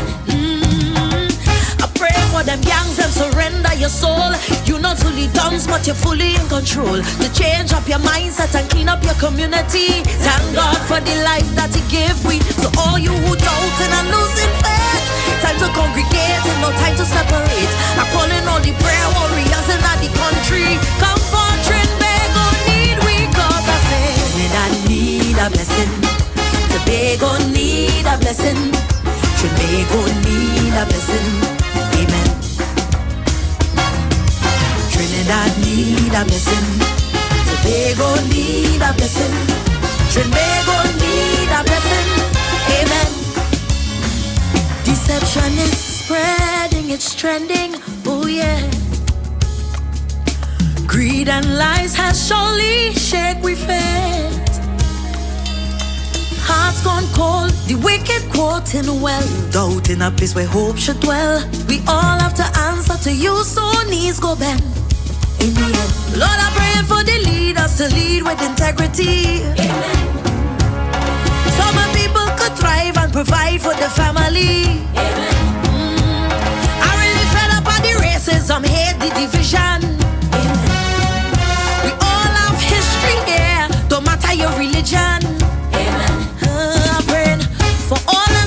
prophets of mislead your flock. Lord, open the eyes of the sheep that they mock. I pray in your strength till we in solidarity. Thank God for the life that He gave we. So all you who doubting and losing faith, time to congregate and no time to separate. I call in all the prayer warriors in the country. Come for Trinidad, need we. Cause I say Trinidad need a blessing. Tobago need a blessing. Tobago need a blessing. Amen. Trinidad need a blessing. Tobago need a blessing. Tobago need a blessing. Amen. Mornings just got better. You're locked into NETT Radio Breakfast Show. Fueling your day with the best music and the talk. Amen. Amen. Trinidad need a blessing, and trust me, we're getting a blessing. Amen. That's 2026. Calypso Monarch there, Terry Lyons. So everybody, good morning to you once again. If you're just joining us for the very first time this morning, we welcome you. For those of you who've been there very early, the Anthem crew, good day to you. And of course, I thank you so much. Yeah, these are the people that come in just before 6 o'clock in the morning. You just see the numbers rolling up. Yeah, the Anthem crew. Just get up very early. Also to all our persons who are engaging on Facebook and YouTube, they too come in very early, so good day to you. And of course, on the inside and on the ball this morning, let me say good morning to the Gael family. All the you who are streaming and watching us on Gael Caribbean TV, on Flow and Amplier, good day to you, and thank you so much for being here. And we encourage you to stay with us here. This is New Era TT Radio. This is the Breakfast Show. Wendell Stevens, Richard Ragubar Singh, yours truly, Sir Charles. We keep your company Monday to Friday. Of course, public holidays, them fellas don't like to work on it. So. But that's all right. That's cool. We're good with that. So people, just to let you know that when we come off of the TV feed at around 8:30 this morning, most mornings, you can always stay with us on newerattradio.com. That's www.newerattradio.com. You get us also on TuneIn at New Era TT Radio. And of course, to all the folks on our streams, our social media streams, like, subscribe, follow. If you are not there, go there and follow. And of course, don't forget to hit our support donate buttons, because we really appreciate your support, right? So our poll is up. Very, very simple for you. Carnival is sort of over. We're now into the ash period. Did you enjoy your Carnival 2026? In whatever way you did, did you really enjoy it? Answer yes or no first. You can put your comments after. And we'll tell you how we vote when we come back after the break. So stay with us. Remember, this is your breakfast show.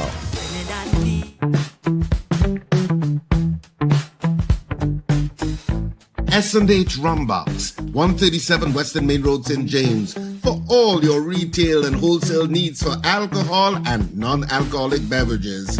Call us at 686-0599 or visit us at 137 Western Main Road, St. James.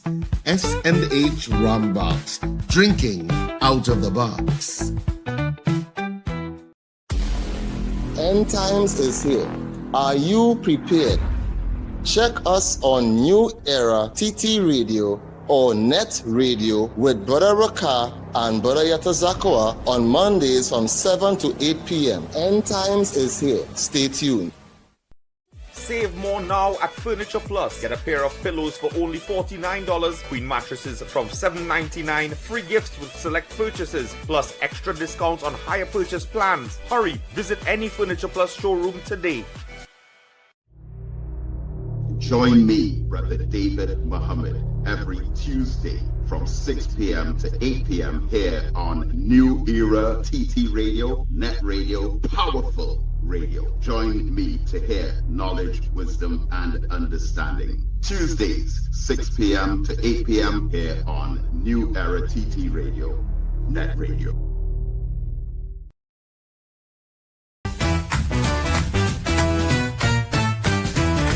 Advertise with us on New Era TT Radio, the fastest growing streaming platform for talk in Trinidad and Tobago. Audio and video ads welcome. Elevate your brand with us. Connect with us at newerattradio@yahoo.com or call us at 299-5156. Now what are you waiting for?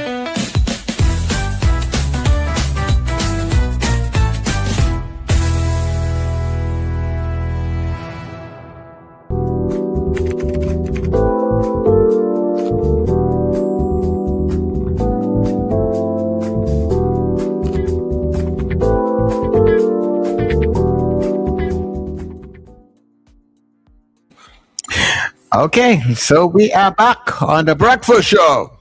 TTT need a cousin. Tuko need a cousin. TTT need a cousin. Amen. Tuko need a cousin. Tuko need a cousin. Tuko need a cousin. Amen. Listen, I'm sorry, you know. I'm sorry, yeah. But we have had all manner of politicians pass through this country, you understand? And all manner of Calypsonians sing on all of them, right?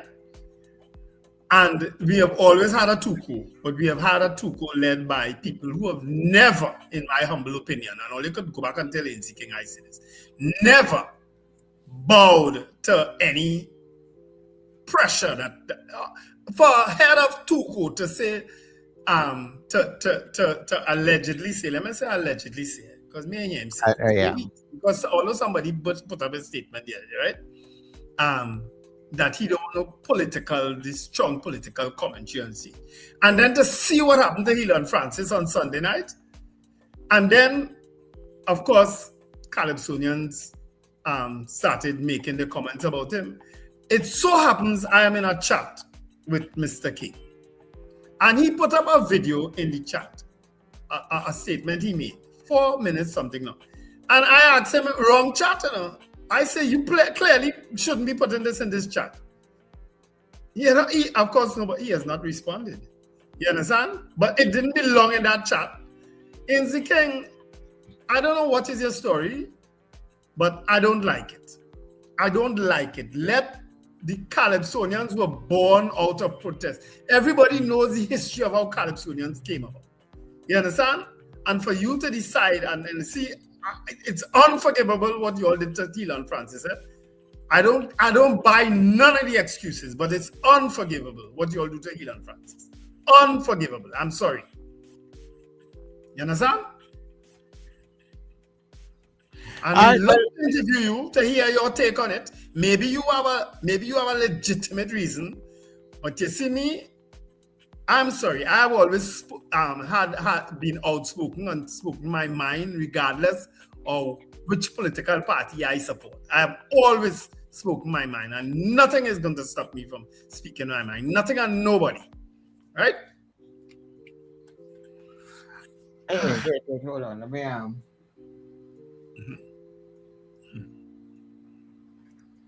You getting into King or? No. I was trying to do something else here, you know. Sometimes, you know, the behind the scenes thing.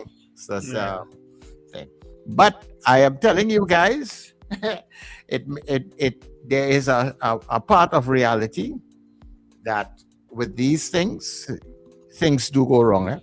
And I'm telling you from even with our experiences that we have here, sometimes you check everything, and when you're ready to go, that's the time that things are just. It's not excuse you trying to make there. No. I'm just telling you what happens in the real world with the thing. We just live it. Yeah, we know. Whether you want to see that excuse or not, I'm not making any excuses for anybody. But I am also saying that in the real world, in the technical world, things do go wrong too. So, you know, while everybody goes in a particular direction, recognize that with technical things do go wrong. Granted. Sir Charles, are you being an apologist to the issue? Oh, go ahead, the next one. You know, and Richard may have missed when I asked you the same thing just now. Like you trying to make an excuse. Oh, wait. So you're trying to, what, the UNC going on support this radio station or something? I don't know. But I can't understand that. So wait. I cannot put a different view or my view on us. I am not in support of what happened. But I am also saying that they, in reality, sometimes things and I find it very strange that Richard, who is involved in all of these technical things, you don't recognize. This had nothing to do with what was happening. Yes, I am saying technical things go because no, Sir Charles, coincidences don't line up in that kind of manner. They do not. And if they did, and if perchance the audio went out accidentally, there would have been an immediate response that said, we apologize for the audio difficulties. Yeah. Not 10 hours after. I am not dealing with that. Okay, that is all part of it. It's a complete picture of what took place there. It's all of it contributes to the perceptions that were created in terms of Heelan's performance. Yeah, and I'm saying, I mean, maybe there was an audio difficulty. We don't know. But this reminds me of Christy Noem and Miss Levitt and all of them, that when Alex Pretty died, and we saw it in the video, he was a domestic terrorist. He attacked, and there are apologists that will sing that narrative. Yeah, that. Yeah, well, I realize that you know, people have their different views. I am just saying that also things do go wrong. And sometimes it can happen at any point in time. And let me from the outset. And that's a reality. That doesn't excuse what happened. I have no issue with something going wrong, but you must have the common sense or the intelligence to know that this would be controversial. That the one Calypsonian that was directly critical. Now, Karine did it to a point. But if you're looking at soft porn and hard porn, Karine was soft porn, and Heelan was hard. Yeah. So if it is that you must realize from an intelligent perspective, even if you're the technical director, that audio being lost in this particular artist is going to be a controversy, I need to address it promptly. Yeah. And who would have made that call? I don't know. I mean, a lot of people are blaming this one and that one, but I don't know that any minister or anybody so very thin-skinned that hearing a tune for the first time, because Heelan tune, nobody ever heard it before. It was the very first time anybody was about to hear it. So they had no idea what he was going to sing. You understand? No idea what he was going to sing. And defending the crown. Right? So I don't know if but I agree with you. You don't know who gave that call, and it may not have been anybody from the UNC. That's true. It may have simply been somebody feeling, look, making a decision on their own. Yes. And doing that. It may not have been a UNC person at all. Yeah. It may not have been a directive. That's what I'm saying. Right. But what I'm saying is that it happened, and if it was an audio malfunction that's legitimate, which can occur, I will agree with Sir Charles that things like that can happen, but it's happening at a point which is, you must know, if you have any modicum of intelligence, that it's going to be controversial. Yeah. You must know that, and you must know, I need to get ahead of this and apologize profusely. Yeah.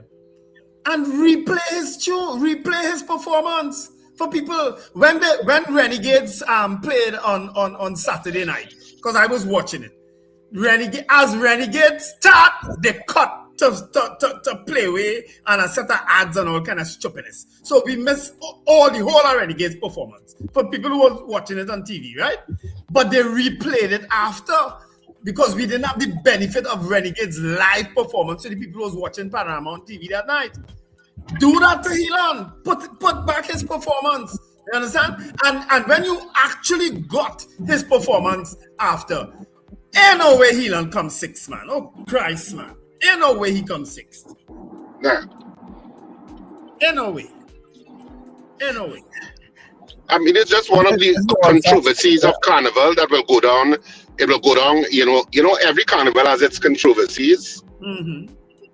And this is one of those controversies that will just go down for Carnival 2026. That's why I say, Tuko need a cousin. TTT need a cousin. Tuko need a cousin. Amen. And it's unfair to Terry too, eh? It's kind of unfair to Terry Lyons too, eh? Yeah, took away from her because victory. It took away from her victory. Mm-hmm. The controversy muted her victory on a certain level. Yep. So it was unfair to her too.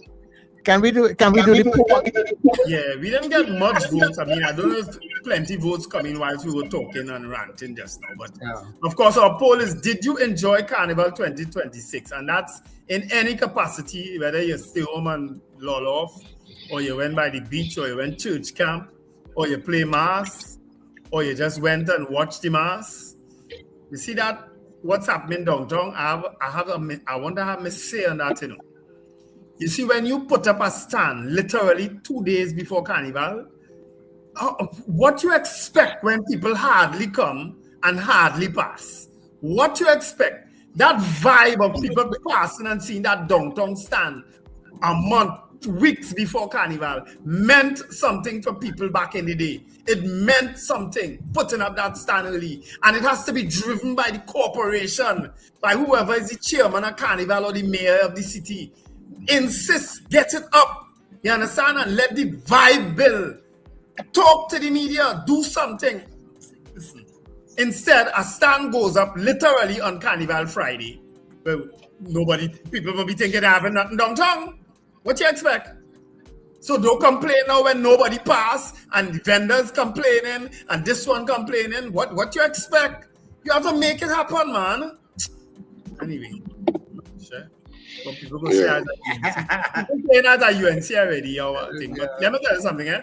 Don't try to get between Khadija, Ameen, and me, eh? That one thing only will fail at. Alistair Hart. But I thought Khadija Ameen spoke very well this morning. About the plan in terms of how Carnival is being, how it was done and how it continues at this point. And I really like the positive issue of people being paid better wages. Yeah. I would be very disappointed if Khadija fails as a local government minister, because she is really in touch with what's happening and she really likes people. She's genuine. She ain't pretending when she put on a sneakers and a pants and walk out you and meeting and greeting and hugging workers and things. That's not you don't get that. You don't get that from her too. That is how she is. You understand? That is how she is. You know? She like Kes then. But yeah, Kes so too, you're very right. That's not standoffish at all. Yeah. Anyhow, let's do the poll now. All right. You ready? All right. Yes. Alistair Hart, yes. Gregory Boyer, yes. Rhea Sampson, yes. Nicola McNichols, yes, from the comfort of my home. Ian Stewart, yes. Miguel Gonzalez, no. I had to walk. Ingrid from Tucson says yes. Kim Govaya did not enjoy, so that's a no. Who else? Robert Allen, no. Wendy was a failure. I had to tag Wendy in a post on Facebook because I heard her. She's called her wrong name there. And anyway, morning, Wendy. Morning, Wendy. Very. Rod DeSantis, Super Boo Boo say I played the fifth. That does not exist here. Where the other votes? Bernadette Yates, no. Cappy the Nigerian, yes. Very little votes, I think, today. Sankofa, yes. Quiet time inside my house. Margarita Chow, yes. Where are the votes? Dean Allen, yes. This morning. Well, I don't think Dean Allen voted on the poll here. I think he yes into something else. Thank you, Wendell. This is unforgivable. I think Colton Finch, no. Eunice Dublin, no. I don't know what people say anybody else said about Mabi Mehila and Francis Rant. Apollonius, no. Cousin Sir Charles too, boy. Sir Charles need a cousin. No, no cousin Charles. The poll is running neck and neck so far. Right, Wendy and James, yes. Kenwin Henry, yes. Oh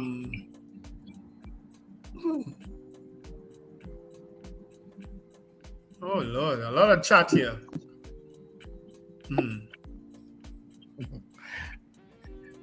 A lot of chat. People vote yes or no. All right, Diane, no. Adana Blackburn, that's a new name. Yes. Plenty chat though. And Robert Taylor, yes. That's it for votes today. Wow. All right. So we have Brenda saying yes. Salty Metin didn't vote. Miss Sampson saying no. Who's this now? Dorina saying no. Raymond saying no. Zena saying no. Peter Wilson saying no. Sean Ram saying yes.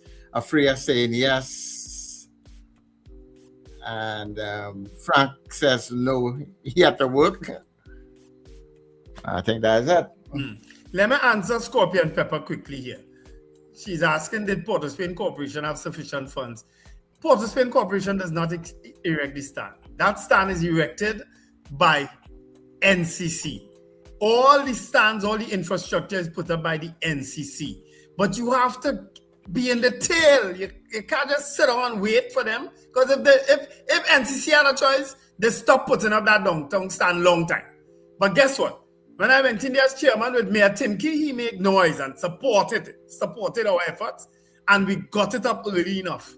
And for years after that, it went up early enough. It has to be pursued. You have to make it happen. You can't just leave it up to them because they probably wouldn't put it up. You understand? They have been trying to sabotage downtown Carnival for the longest while. All right. So on the poll, did you enjoy your Carnival 2026? We had 29 people on the poll this morning. 16 of you saying yes, and 13 people saying no. All right. And so that is the poll this morning. It was actually 12 at the time. I said, hey, going down the road. So a little more people enjoyed it than those who did not enjoy it. So at the end of it, whichever way, however you treated with it, once you had a good time, the Carnival is into ashes now. Yeah, that's exactly where it belongs. Ashes. All right, so we're taking, of course, the highs and the lows of Carnival for you. Panorama Wendell. Yeah. Tropical Angel Harp, TNTech Tropical Angel. Where are they from? South? They're from Central, and I think they're Central. I think they played the last train. And I mean, I found that performance was a really good performance. I thought they placed almost 9th or something around there. So but who sung it really good? But they'd get a better placing. That band sung real good. Silver Stars and Skiffle, I thought sung it really good on the night. Silver Stars came third, right? Is it third? I think they came third. I can't remember exactly where they placed. Yeah, I thought they were very nice. Kazim Ahmed says Stop Tropical Angel Harp is from Enterprise. That's what I thought. It's Central. Yeah, that band sounds real good. I mean, and the interpretation and the rendition is a really... People, they must go back and listen to that performance. And you actually hear when they were coming, the train, the song, the train and everything. Man, that was a real spirited performance, boy. Yeah. Honestly, I listened. 2 bands I was very disappointed in. and there are two bands from St. James, Phase 2 and Starlift. I was very disappointed in their performance, especially Starlift. I don't know what Starlift was beaten. I said, well, at least they had a nice train. Yeah, they too play the train. They came right below Silver Stars actually, so they came back about 10 to 11 almost. Yeah, I didn't understand what they were doing. Yeah. Caller, good morning, Zena. Good morning, Mr. Charles. Morning, Zena. Good morning, Wendell. Good morning, Richard. Morning. Good morning, Zena. Good morning. Listen, Sir Charles, let me just scold you politely. There are times when I put no in the board. Oh, yes. You see, when I put hell in front of it, you must say it. Oh, I must say. That is for emphasis. Oh, okay. It's an emphatic no. So when you see us say hello, yeah. Right. Okay, sorry about that. Just say no. Zena said no. And one you hear Zena said hello. Go and let's read it just so. Right? I saw one. So when you see I put hell, I mean something. Right. I guess that's totally me. No, for the carnival, for me, it was good because I had all my grandgirls here with me for the carnival here in my house. I was damn pleased. You stay home and mind children? Nonsense that was going on. Huh? You stayed home and mind children? Never mind nobody. All of them could take care of themselves. Oh, them around me.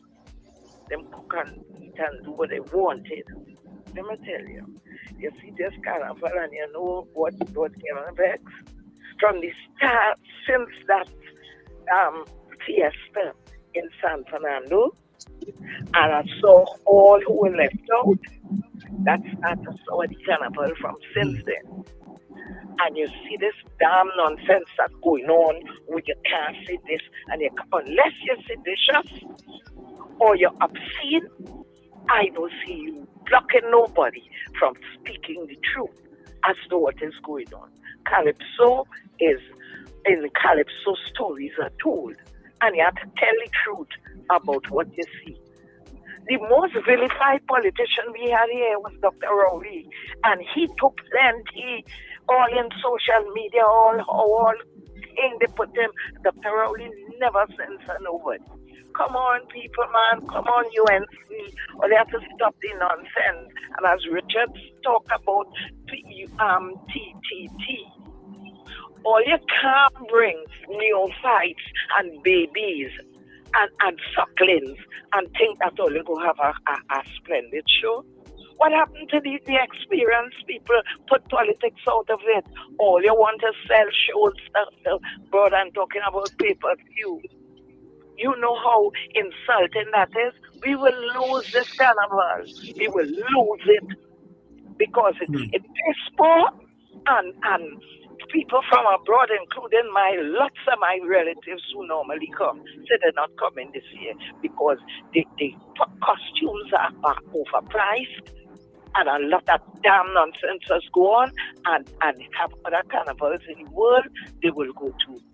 My niece compared her US dollars online last year, and when she came here, her costume wasn't ready, and then they tried to catch up something in a matchbox and give her, and when she put on the bracket outfit, so she had to be running up and down, Carnival Friday to get her money, her US money that was paid online, and you think all that right? And overpricing and the vendors on the street can't make nothing because everybody want to have a all-inclusive band length. You know, the carnival, one band had to be 2 miles long. A lot of damn nonsense have to cut out. Yeah, okay. Politics to stop that. Another day. Okay, no problem. As Zena said that, I remember a year as chairman of Downtown Carnival. We are on the stand and a band pass, and about, I ain't lying to tell you, boy, about 100 feet or more after the band pass, people holding ropes still in with an empty space. Yeah. Tell the superintendent, I went approach him. I said, Superintendent, all you have to do something with that. What kind of craziness is this? And eventually they went and said, no, carry the rope up to behind the last masquerader. What the hell you holding rope after in an empty space miles after abandoned pass. You still holding empty rope. Holding rope for empty space. I said, that is ridiculous. No wonder why we're not having a smooth flow. All of that kind of nonsense, you have to take a hands-on approach to managing the carnival. If you just sit down there and do nothing, that is what has happened. Yes, sir? Mr. Patrick, good morning. Hey, morning, Wendell. Mr. Dragobasik and Social. Morning. Morning, sir. Morning, Mr. Patrick. I listened to the minister a while back. I want to find out if she's trying to reinvent the wheel. Hey, Borough Corporation in Arima, Ministry of Works, all these people do that program which she talking about years. Them coming out early in the morning or sometimes during carnival time they clean up the place. So there's nothing new going on there. So why do I want to make it look like that new initiative? Like Who said it was new? New energy, Mr. Patrick. But it was always there. But who said it was new? Yeah, but nothing new in that. Yeah, no, another thing. Yeah, listen. Another thing, I observe Mr. Raghubas saying, I passed through Arima at Kiddies Carnival, right? I was by Cashews. And I see a lot of children coming down the road with no music. So the borough can get that shocked and put by the dial or somewhere down the road. That was for when? Music. That was when? Carnival Sunday. Oh, that is Carnival. Okay. That Kiddies Carnival thing. And nobody, children going on. If a man have a big car with a big pump, he's going to drive up with the car and get the children music. Nothing. You know that? Yeah. Another thing, like me around Arima and Aruka, and a lot of people frustrated. They have no money for carnival. A lot of people have no money to buy nothing to eat, nothing to drink. The place is dead and dry. Arima, Aruka. To the put out a little mask when Juve, and that was it. But Sandy Grandi had a big Juve. I saw a video of Sandy Juve. Everybody went to Grandi Juve, and that was it looked so wow. Yeah. Grandi Juve was massive. Yeah, Grandi Juve has been growing over the years. A lot of people they had no money to enjoy carnival. And I was in certain places. Go Brazil too, but I don't know if that happened this year. I'm not sure. A lot of people telling me they have no money to enjoy no carnival.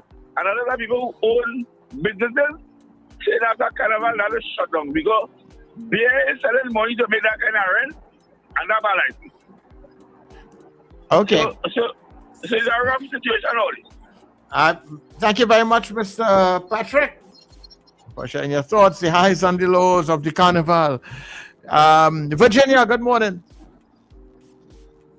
Morning, gentlemen. Virginia, front and center. I thank you up today. Hey, Wendell, you're wrong. You're wrong about that band where they had the rope, and you say nobody was in that area where they had the rope. That was a section in the band. The name of that section, you know what's the name of that section? Yeah. That you come. The Invisible Man. The Invisible Man. It's the name of that section. You can see. The Invisible Man. But nothing used to piss me off more than that. Stalin's song came to mind, and nobody could tell me the name of that song. I'm trying to find it, right? But Stalin, you see that why the Calypsonians are like the sages through the centuries and the decades, right? And the lyrics in his song used to go. He say, I want back my carnival. They're charging too much of fancy dan, right?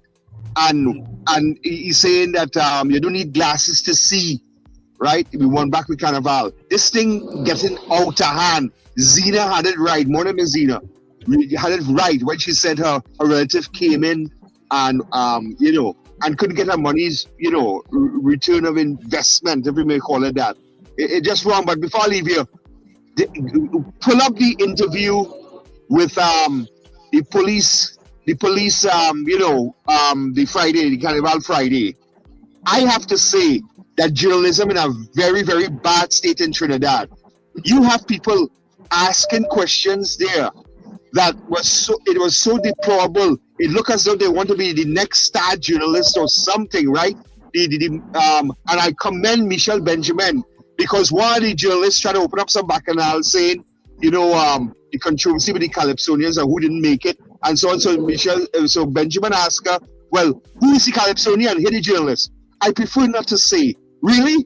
Hey, come with receipts when you're ready, right? And put your money, well, not money, but put your mouth where, whether you're right or wrong, your convictions. You are journalists. You talking about, corruption in the Calypso monarch and all of that.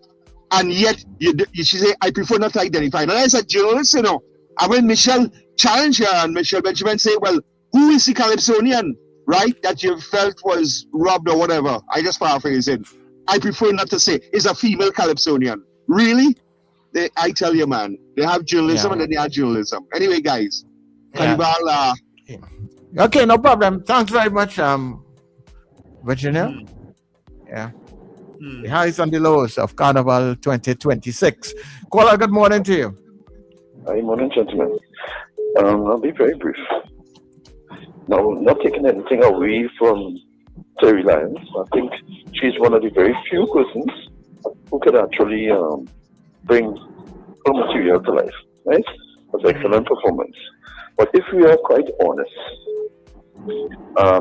Elon Francis, in terms of the lyrical content and also the creativity, naturally bringing across the voice of the people on the ground of what it is that is actually going on in the spirit of what Calypso is about. Because the Calypsonian is actually the messenger. Right? He's the voice of the people. He expresses what's going on the ground so the persons could be aware of what, within them, etc. He was there. And even if I had them actually tied, either one of them could have become first. But to my shock, he come quite sixth. And the persons of them who was promoted above him in terms of rank, placement, right? And for the life of me, I can't see it. I cannot. And I think that Mr. Ainsley King should actually step down from the head of Tukos. I think he is doing the Calypso fraternity a disservice. Right? So that is my thing about this carnival this year. Well, there is absolutely nothing you said that I don't agree with. I totally agree with everything you just said. I can't see how Elon Francis came sixth. As I say, I'm happy for Can you see how can you see how can you see how All Stars came fifth or sixth? Well, yes, in a kind of way. Yeah, All Stars choose the wrong tune. I said it. I posted on it right away after they finished playing the night. I was posting on everybody. Well, All Stars, I think I didn't like the tune of choice. Yeah, but for the caller, the criteria for what is happening on the ground, that I don't think that is a judges don't judge on that. So what is happening on the ground in that regard? Because that is happening on the ground too. You heard Elon, Sir Charles? You heard him? I heard, but I heard him. He wasn't my pick to win. I thought Terry. From day one, since Friday, I was backing Terry to win, and I think she had a really fantastic and solid performance. She did. She did. I don't think anybody can take away anything from her where that is concerned. I think she's a deserving winner. What happened to Elon took away from it. That is the problem. No, but that would have taken away on the social media. That didn't happen in the savannah. In the savannah, the judges and them would have. They put him six. Yeah, but what I'm saying is that they're judging him had nothing to do with what was happening on social media, Now you want me to say the judges need a cousin. The judges need a cousin. Yeah, if you want to say that, because people questioning judging for every year there's question the judges. That has always happened. So Charles, the vast majority of the people watch that show streaming or post the event and watching it. And so even though there may have been a live audience, for a lot of people who watched it, they felt that Elon was deserved by what happened on that night. That's the people's choice. But what I'm saying, Richard, is that where the judges are sitting down in the savannah, they would have. I'm not even. Well, those judges have a lot to answer for. But beyond all of that, I am talking about the issue of Terry Lyons' win being muted by what happened with Elon. Of course, it was. Yeah. We're not even talking about Terry Lyons that much. Yeah, because the people because of the controversy. But the reality of it is that what happened with Terry Lyons and Halon and all the performers where the judges is concerned, and the judges' decisions are always final. They would have heard. I'm saying that Terry, we're not disputing that, but I'm saying that Terry did a really good job. But because of the disservice done to Helan, people are more talking about Helan Francis and what happened to him than Terry Ann's win. And so I'm saying it's a disservice to Terry Ann. Let's look quickly. Hold 1 minute, Wendell. Hold 1 minute. Caller, good morning to you. Morning, gentlemen. Morning. My observation, I just had an observation on Carnival Tuesday, and I don't know if anybody else had noticed it.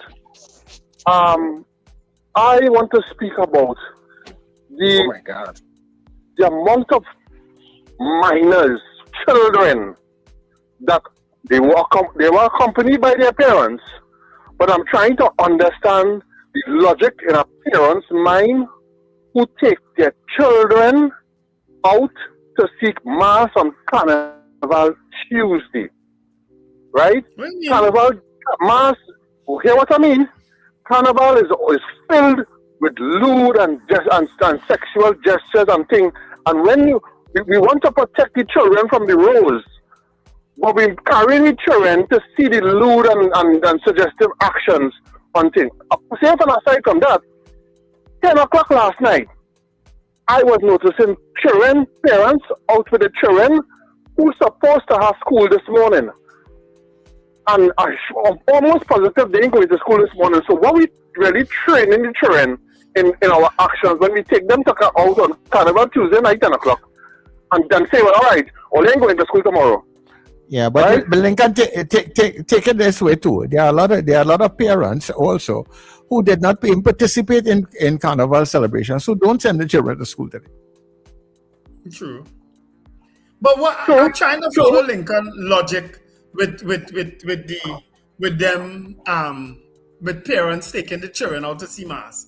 No, I mean, Lincoln, we've moved on from the days of all this at a clock. We've moved on from that a long time now, you know. I understand what you're saying, Wendell, and you're right. But what I am saying is there's a time and place for everything. And children, 8, 5, 6, 7-year-old children, I personally don't find they should be out 10 o'clock in the night on Carnival Tuesday. I don't find they should be exposed.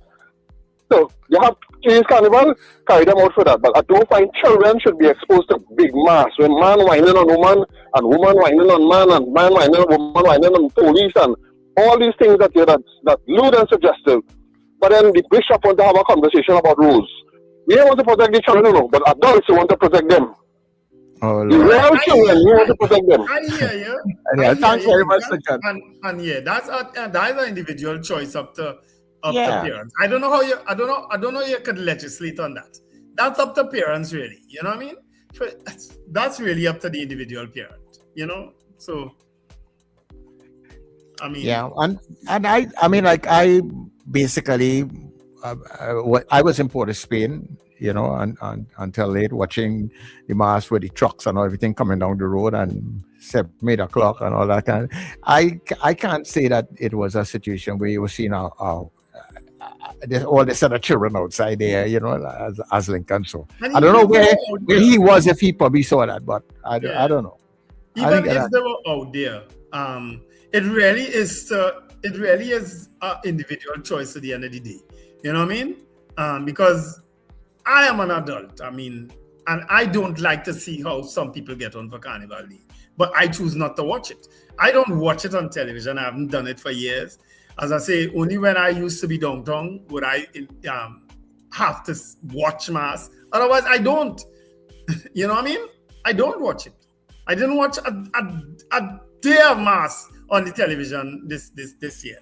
You understand? I watch cricket and I watch The Good Doctor. That's what I was doing watching home. I don't watch mass on TV, but that's an individual choice. When people want to enjoy themselves, let them go right ahead. You can't legislate against that. I'm sorry. I will never subscribe to that. I'll never agree with that.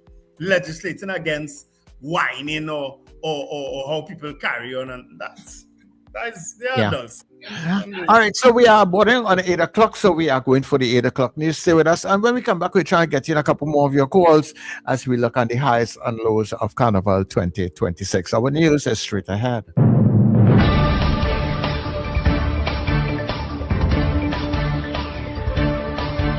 The news you need, the clarity you deserve. Local, regional, global. This is Net Radio News Now. This is News Now on New Era TT Radio and Gael Caribbean TV on this Ash Wednesday, the 18th of February. I'm Derek McMillan. Hope you enjoyed your carnival, everybody. In what undoubtedly is the most controversial happening in Carnival 2026, questions are swirling over a sudden audio drop during former Calypso monarch Helen Francis's performance at Dimanche Gras. Francis, who was debuting his 2026 offering, Don't Forget, could be seen performing on the Trinidad and Tobago television live broadcast, but viewers could not hear him. Audio was later restored, and TTT apologized to viewers, citing a Dante system failure. Culture Minister Michelle Benjamin said the disruption was technical and not intentional. But Francis says he is totally unconvinced, calling it coincidental that the drop occurred during a song touching on political themes. Prime Minister Kamla Persad-Bissessar has pleaded no censorship, rejecting claims of interference, while Minister Nicholas Morris said any suggestion of nefarious action must be dismissed. Meanwhile, on WACK 90.1 FM, owner Kenny Phillips said their livestream was also affected. He explained that the station could not have muted the microphone as it did not control the audio feed, and added that their YouTube stream was later halted due to what the platform flagged as suspicious and harmful content. The controversy continues to dominate post-Carnival discussion. Staying with Carnival news, we check out the champions crowned so far as the festival reached its peak.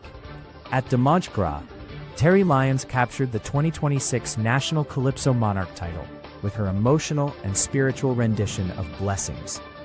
Scoring 263 points, Lyons secured her second crown, earning $1 million and a Suzuki Vitara, becoming one of the few women to win the title twice.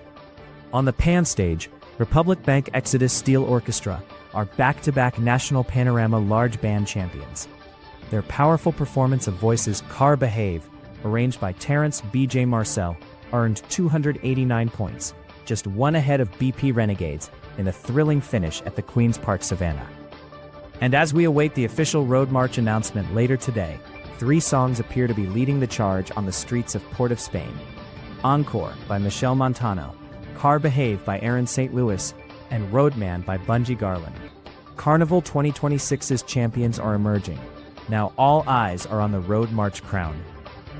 Prime Minister Kamla Persad-Bissessar has dismissed claims that audio was intentionally cut during Calypsonian Helen Francis's Dimanche Gras performance. In a statement, she said she was informed of the issue yesterday morning and noted that state-owned Trinidad and Tobago Television had already apologized, citing a technical problem. Responding to allegations of censorship, the Prime Minister said no one has to censor Calypso, arguing that audiences have shifted away from divisive commentary and towards celebration. She also congratulated 2026 Calypso monarch Terry Lyons, praising her winning performance of Blessings as emotional, inspiring, and unifying, and urged citizens to celebrate her victory rather than pursue what she called wild conspiracies. Opposition leader Penelope Beckles is calling on Prime Minister Kamla Persad-Bissessar to retract recent comments about Calypso and apologize to the nation. In a Carnival Tuesday statement, Beckles described the Prime Minister's social media remarks as a troubling lack of restraint, taking issue with references to Calypsos as hateful diatribes and Calypsonians as political stooges. Beckles defended Calypso's historical role, noting its roots in the West African word kaiso and the tradition of the griot, speaking truth to power. She also raised concerns about the handling of the 2026 Calypso Monarch competition, citing alleged censorship by state broadcaster Trinidad and Tobago Television, judging issues, and broader cultural governance. Beckel says urgent dialogue with cultural stakeholders is now needed, warning that to diminish culture is to misunderstand the nation's history. Carnival celebrations have been marred by tragedy, with 3 road traffic deaths and multiple violent incidents reported between Sunday and Carnival Monday. In Tobago, 29-year-old footballer Shaquille Shade was killed just after midnight when his motorcycle collided head-on with a vehicle along Milford Road. In a separate incident, a man believed to be a Venezuelan national died after being struck while crossing the Audrey Jeffers Highway. Another unidentified man was killed in a hit-and-run along the Uriah Butler Highway near the Caroni overpass. Road fatalities now stand at 9 for the year. Meanwhile, in Woodbrook and St. James, 19-year-old Jaden Roof was fatally stabbed during Jover celebrations, while 2 other men were shot and wounded in a separate incident. Police are also investigating a reported sexual assault along Tragareet Road during Jover festivities. In another matter, a police constable was robbed and beaten while conducting a clothing sale in Galera Park, Toko. The armed suspects escaped with cash and clothing.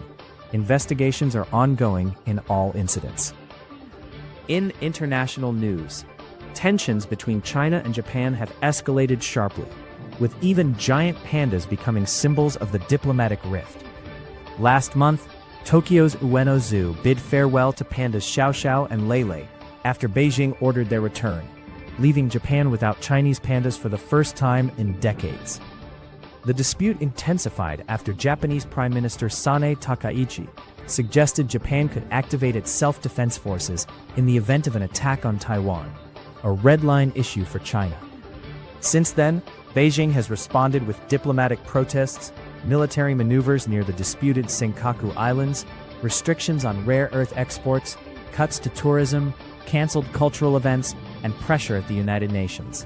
Analysts warn the relationship has fallen to its lowest point in years, and with both sides holding firm, a quick de-escalation appears unlikely. And that's the main stories in the news at this time. That was News Now. Stay informed with New Era TT Radio, NETT Radio.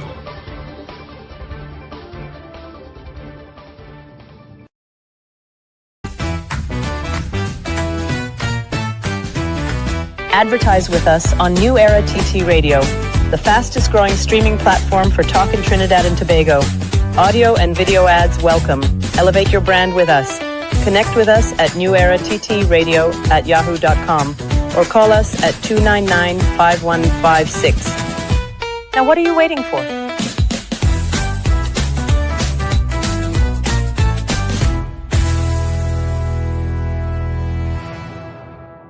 Save more now at Furniture Plus. Get a pair of pillows for only $49, queen mattresses from $7.99, free gifts with select purchases, plus extra discounts on higher purchase plans. Hurry, visit any Furniture Plus showroom today.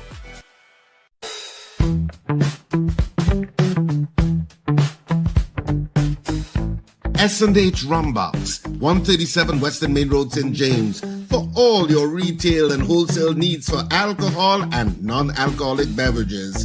Call us at 686-0599 or visit us at 137 Western Main Road, St. James. S&H Rumbox, drinking out of the box. End times is here. Are you prepared? Check us on New Era TT Radio or NETT Radio with Brother Raka and Brother Yatazakawa on Mondays from 7 to 8 p.m. End times is here. Stay tuned.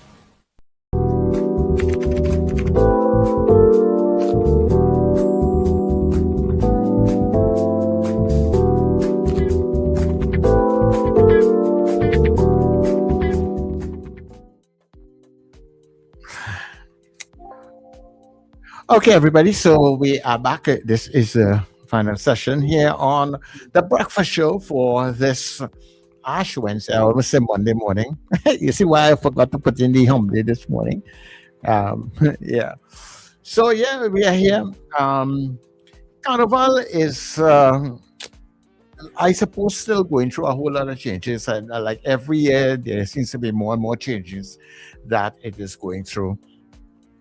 But I think to fix some of the things that are repeatedly happening in Carnival, stakeholders have to take a real honest look on the inside as to what it is and where they want to take Carnival. But there are some people, because of money, have cornered the Carnival. And they are not going to be prepared to give up that money. It comes just like, this whole thing we talk about climate change and stuff, where we hear all these summits and all different kinds of things, but some of the main players, because especially like, for example, the US, they are not going to give up what they have. They may care. We, the smaller people, have to make these changes, but the bigger ones don't really intend to make no change. They want to continue because that is where they get their money.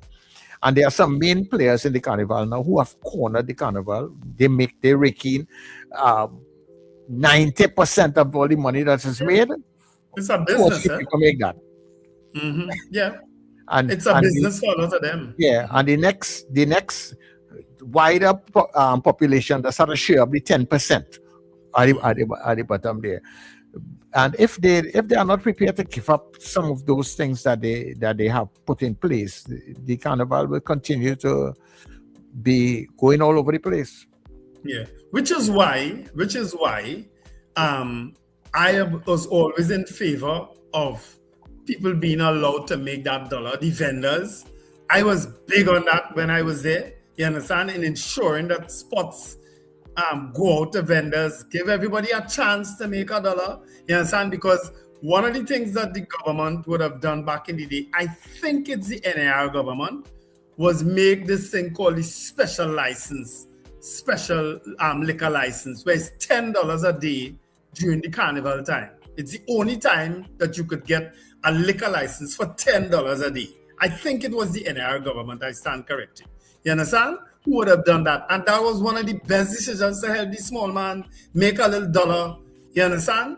The vendors, a lot of bars sprung up all over the pavement, and I was always in favor of that.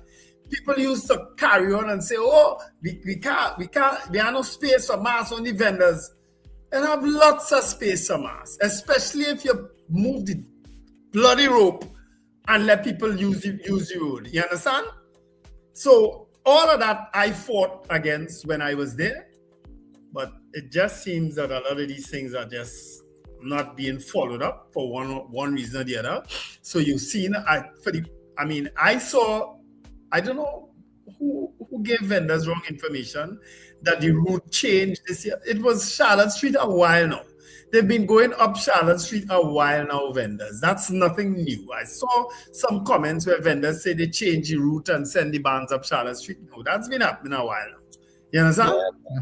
I don't mind Charlotte Street. I just don't mind that lower part of Charlotte Street. I find it just doesn't look good, And yesterday I'm walking along Frederick Street.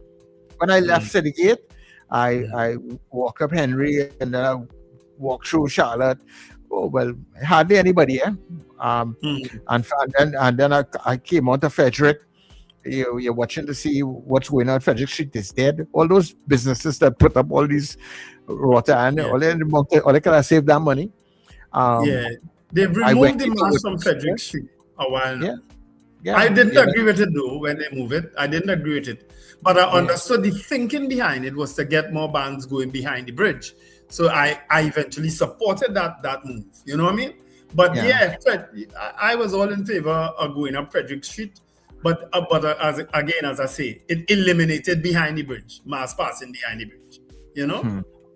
Yeah, boy. Because I understand that whole thing. Yeah, but boy, I just find that Frederick Street the aesthetics is better. Woodford Square is there. There was a time you used to have bleachers and things in Woodford Square for families. You could have hung out in Woodford Square and thing. Yesterday, it's just me and my daughter walking through on some pigeons. You know, all these things. You know, we have real work to do in this little space. Yeah.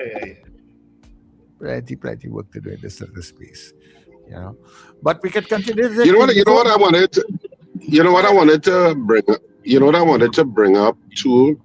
The IMF completed its report on Trinidad and Tobago, and they actually commended the government on certain policy things that they have done. So I mean, they brought up the issues where we have work to do, and of course, diversification is always one. And how do you get the non-energy sector to grow? That's one of the issues they would have brought up, which I think they always bring up. But they did congratulate the government on dealing with the issue of the retirement age and the pension issues of handling the pensions with regard to NIS and the pension age going to 65, even albeit gradually. And they did commend the government on other certain policy decisions that they would have made with regard to I guess some of the taxes they would have been done. Yeah. They felt that we needed to have more fiscal management in terms of a lot of stuff. But there were some. But the point I'm making was that the government did get some kudos from the IMF report concerning some of the things they have done. So that certainly would be something that the UNC could boast about with regard to whatever the positive points. Yeah, but they also brought up where we are deficient, which they always will say this needs work, that sort of thing. And some of the things like the transparency in the financial sector, they praised, which of course would cross both administrations. But certainly it's something that the UNC, I assume, will be touting that, in terms of what the IMF said. I don't know if they've started to tout it yet, but certainly there were several positive points from the IMF report and some of the decisions they've made thus far. Whether we as a society agree with them or not, certainly the IMF felt that they were positive moves in getting the economy back on track. Yeah. So will the UNC be the most effective government we've had? It remains to be seen. But of course, there are a lot of unpopular decisions, and sometimes change can be unpopular. I'm not saying no. But we always like it colored with empathy, which seems to be a little bit lacking sometimes. But you'll see where it all goes. Yeah. But certainly certainly on this show, we will always be vigilant about where we figure you need to be criticized, you will be criticized. And where we figure you need to be praised, you'll be praised. Yeah, which is why I think they took a lot of the tough decisions in the first year, in the very first few months of their decision. You know what I mean? Of their reign, sorry. They took a lot of tough decisions, and I would imagine a lot of those decisions would have found favor with the IMF. You know what I mean? Because it's decisions that could have been taken before, but we have politicians here who always hedging on that oil price and that gas price. It always seemed to be marking time. I always felt that was Cormenbert's problem. Yep. He always felt like if he was treading water until the energy sector kicked back up, which I used to have a problem with. They also praised the revitalization project as a mode of getting the country into a diversification, one of the diversification points. But that's one of the positive points I would say about UNC, that revitalization plan. I know some people say, oh, that's Manning's plan. Yeah, maybe it was, but the PNM did nothing with it. Yeah. So the PNM did nothing with it, so they need to shut up. So when they did nothing with it, so they need to shut up. Richard. A lot of Manning's plan was done. Let's face it. But a lot wasn't done. But if that revitalization plan really comes to fruition, and I hope it does, and I'm very hopeful with Jillian John being at the helm of it, I think that should augur well, because you know what is interesting about that revitalization plan? It's about making Trinidad and Tobago not a Caribbean hub, but a global hub. And the focus is very global in terms of making you the best globally, which is what I like. Because a lot of times, we're always about being the best in the Caribbean, and to me, it should be about the best. Richard? Like TTT reach by him or? No, he needs to start paying his bill. TTT reach by I'm right here, you're not hearing me? We won't hear you. We will not hear you. I see like Richard. I'm sure hearing me. Yes, we hear you now. We're hearing you. We're hearing you now. Hello? Right, we're hearing you. Oh my word. Yes. Clearly he's having a TTT moment. Charlesy, Miss Sampson said pick up the phone. Miss Sampson, she said she's trying to call. Somebody also put in the chat, and I did say I stand corrected, that it was Basdeo Pandey, under the Basdeo Pandey government, that they implemented the $10 a day license, special liquor license. R.L. Baker, whoever that is, said that it was under the Basdeo Pandey government. All right, so I'm assuming you're correct. You're the only person who said it, so I'm assuming you're correct. So all right, so we can't take a couple of calls, and the phone lines are now open. It was not open all the time, so I was not checking the phone, but we are taking your calls now. So, Mr. Thompson, good morning. Good morning, Charles. I was now saying that your phone only hook up for up north and not down south. Since morning on the line trying to make a call, I forget all that I had to talk about. Oh my word, Miss Sampson. Why are you treating me badly so? I don't know, and it's not intentional. Anyhow, I like all the bars closed down by me. It have one used to wake me up, Juve. Well, I did not get that. Thanks to Auntie K. So when the man who was making noise down the hill, he ain't making noise these days? Nothing, man. Normally, I tell you, Juve. I used to wake up with the Juve. Yeah. Nothing. Like all the bars around here closed down. Wow. So you're getting peace and quiet? What the bar that used to be disturbing you every night, that closed down too? That is the one that used to have the band coming out there. Yeah. That one, nothing take place. Oh. But the bar's still up and running? That's bar still there? Yeah, the bar there, but they just didn't do anything for the Juve. No, well, they don't normally cater for lunches and things, so I think that aspect of it is still there. Okay. Something else I was to talk about on the line so long. I forget. Well, you'll call me back when you remember, right? Jeez, Louise. I was trying so hard to I was trying to transition seamlessly, but obviously I didn't accomplish that. It wasn't so seamless. Good morning, caller. It's Wi-Fi that's caused that. The Wi-Fi, when you're linking back to Wi-Fi, you always get it dropped. Yeah, you got that check. Yeah. Good morning to you, caller. Hey, good morning, gentlemen. I went to South yesterday, and I noticed the creek, that's, in my estimation, about 600 meters, is more than 15 years we tried to get a piece of road fixed. I want to ask Miss Julian John if she could pay some particular attention to that, because we can't have 600 meters of road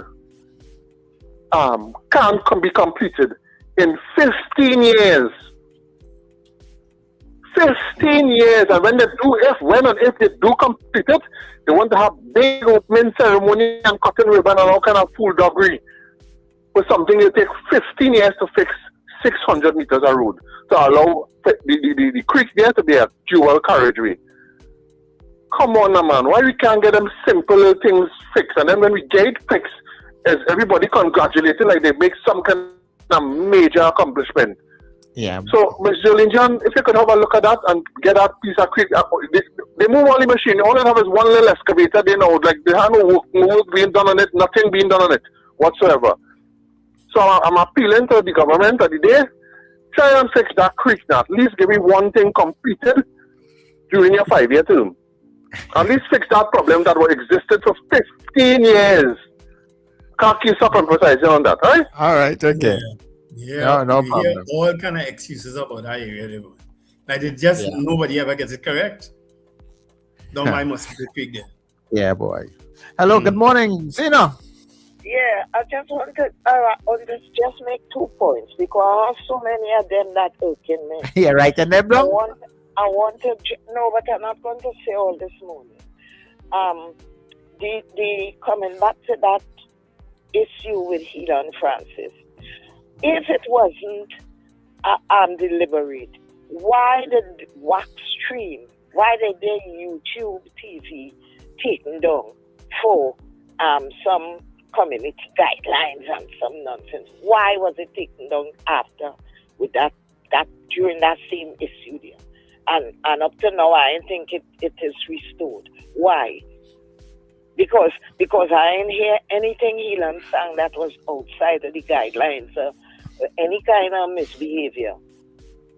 You know, Yeah, so but I don't think it's a situation, whereby even if it reached to the highest government level, that they have that kind of control over YouTube. Well, I don't know why. Well, the link or that and all.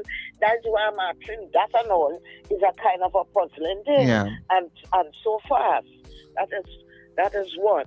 And two, you know why it was shameful to see the stands on them during this whole carnival season? Because there's nothing to take to go, even if you're going to spend your money to watch. There's two. I took a glimpse of it on TV here. It's 2 bands I see for the whole carnival. That makes sense.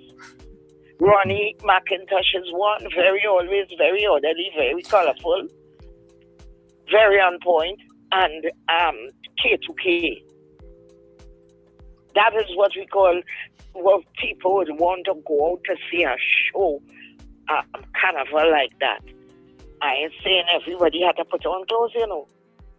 But what I see now, there make no sense. You're going and sit down in the stand, hold it to the same thing. Them in all color, shapes, sizes, height, tight, loose, all how. What you going and sit down there to watch that whole day? Yeah. That makes no sense. All right. You know, there could be, and this is just me thinking out loud here with it. You know, every generation, and maybe as generations go by, maybe we're just getting a whole lot of people coming into the carnival now who are not interested in certain things that we hold near and dear to the carnival, you know. Some of the traditional things. Maybe a lot of young people today are not interested in some of those things. They're probably just interested in going out of fete, going out the cooler fetes and all those different kinds of things, and they're not interested in coming out and watching mass anymore.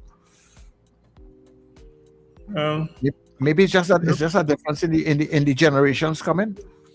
Especially with the amount of streaming, with the amount of how I should put it, because long time it was just TTT. That was it. You have so many different ways you could view mass and thing now. Yeah, you could be in a band and streaming. Yeah. But you know, I always say that mass, like everything else, is evolutionary and it will evolve to whatever it's going to become, and it will continue to evolve. And it will evolve as times change and keep on evolving as time changes. And that's just what it is. Yeah. You know, so some people, you know, upset, women only sense wearing stars on their nipples and they inappropriate and blah, blah, blah, blah, blah, blah, blah. But you know, people love to police women's bodies. Women are held to a higher standard, and especially by men and by some women. You know, they're held to a higher standard in terms of what they do with their bodies. But to me, it's all part of whatever carnival is and what carnival evolves. So I just take it in stride like that. Right. Ms. Sampson, you're back? Yes. Very good. Yes, Let's go.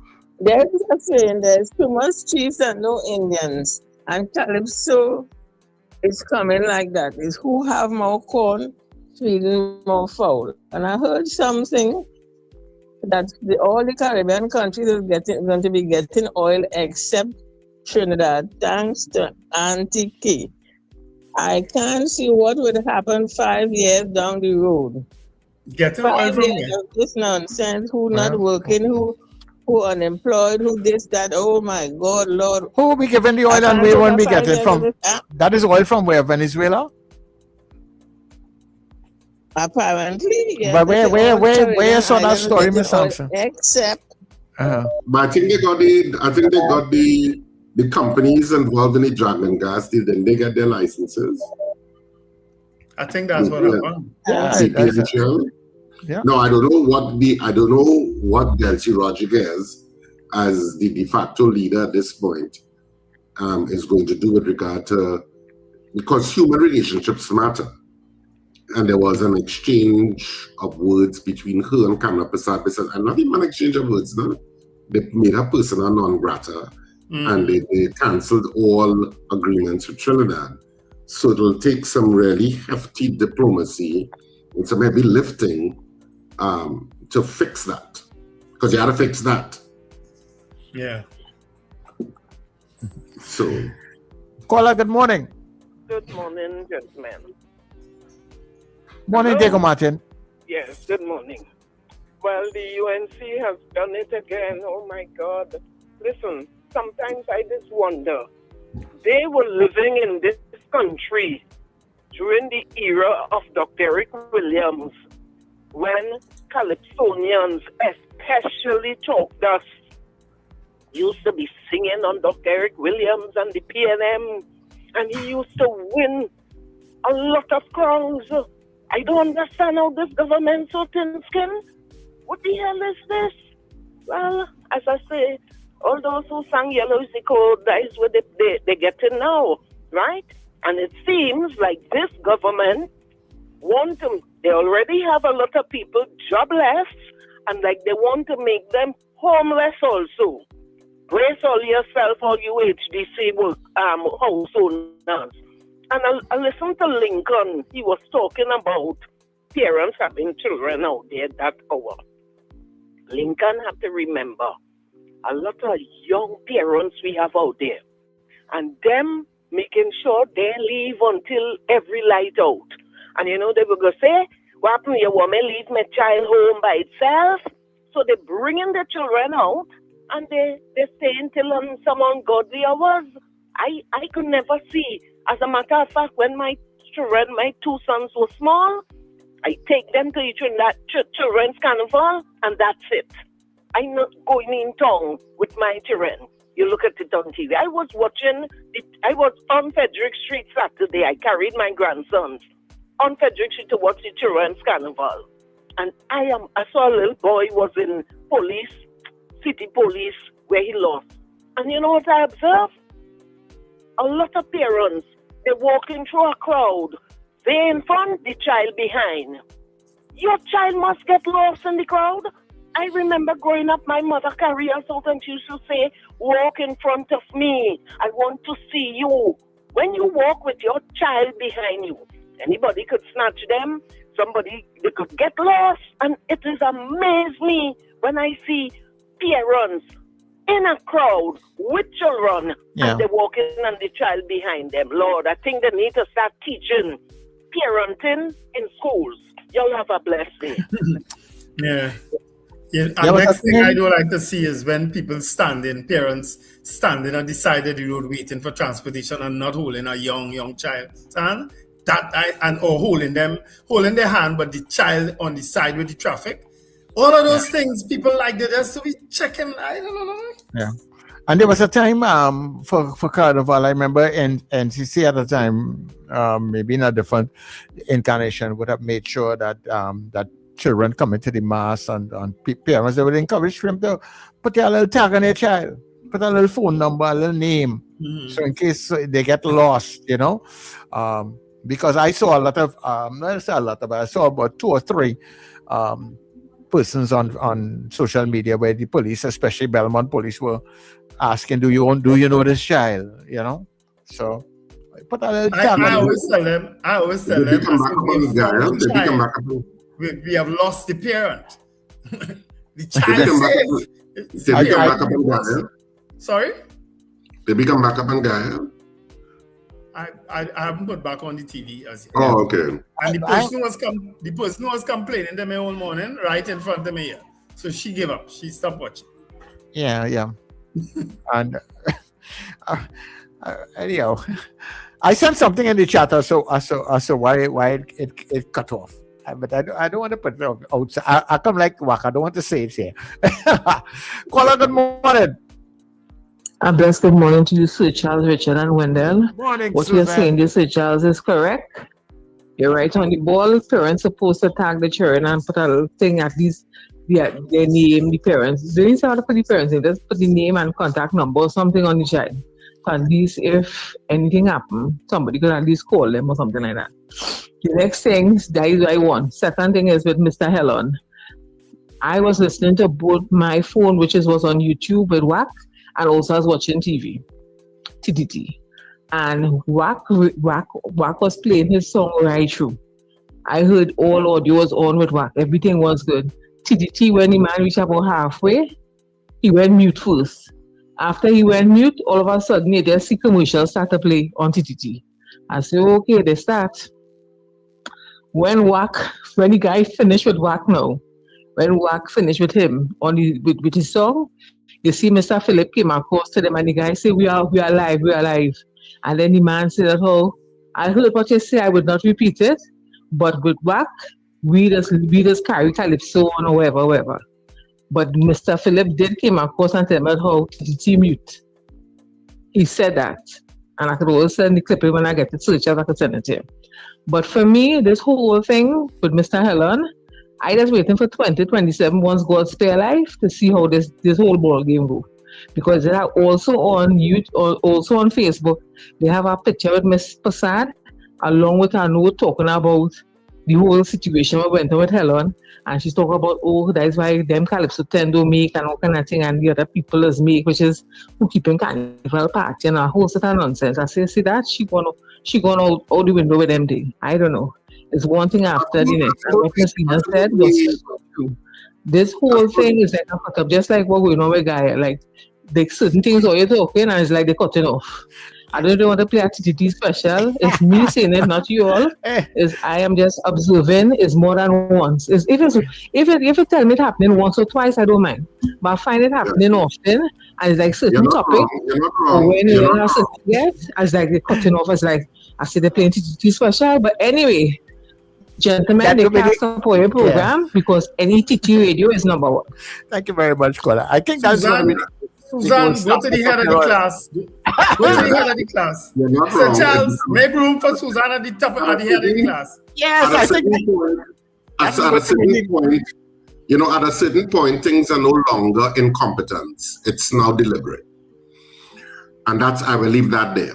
Yeah. And but the issue of what would have happened to Keelan, and I noticed you didn't play Keelan's Calypso this morning, which is a great omission. But beyond all of that, because I think a lot of people who would not have heard it, especially the diaspora, would have been interested to hear what the controversy was about and what its song said. So I think it was bad on our part not to play that as one of our choices today. But there is tomorrow. There's always tomorrow. But I suppose the ultimate and basic question is the UNC as a party capable of manipulating and being involved in the manipulation of a national Calypso competition? That is the ultimate question. And there are two answers to that. But there are three answers. Yes, no, I don't know. It's a good poll to ask. It's a good poll. So we'll do that poll tomorrow because we'll play Elon Francis's entire contribution and we'll ask that poll. I mean, it's a fair poll. I know a lot of people have said that it's kind of Trumpian and it's no secret that a lot of people have compared this administration in terms of its similarities or its mirroring of Trumpian tactics. Whether it's true or not, but it has been compared. So I suppose that's the ultimate question. Do you think they are capable of that?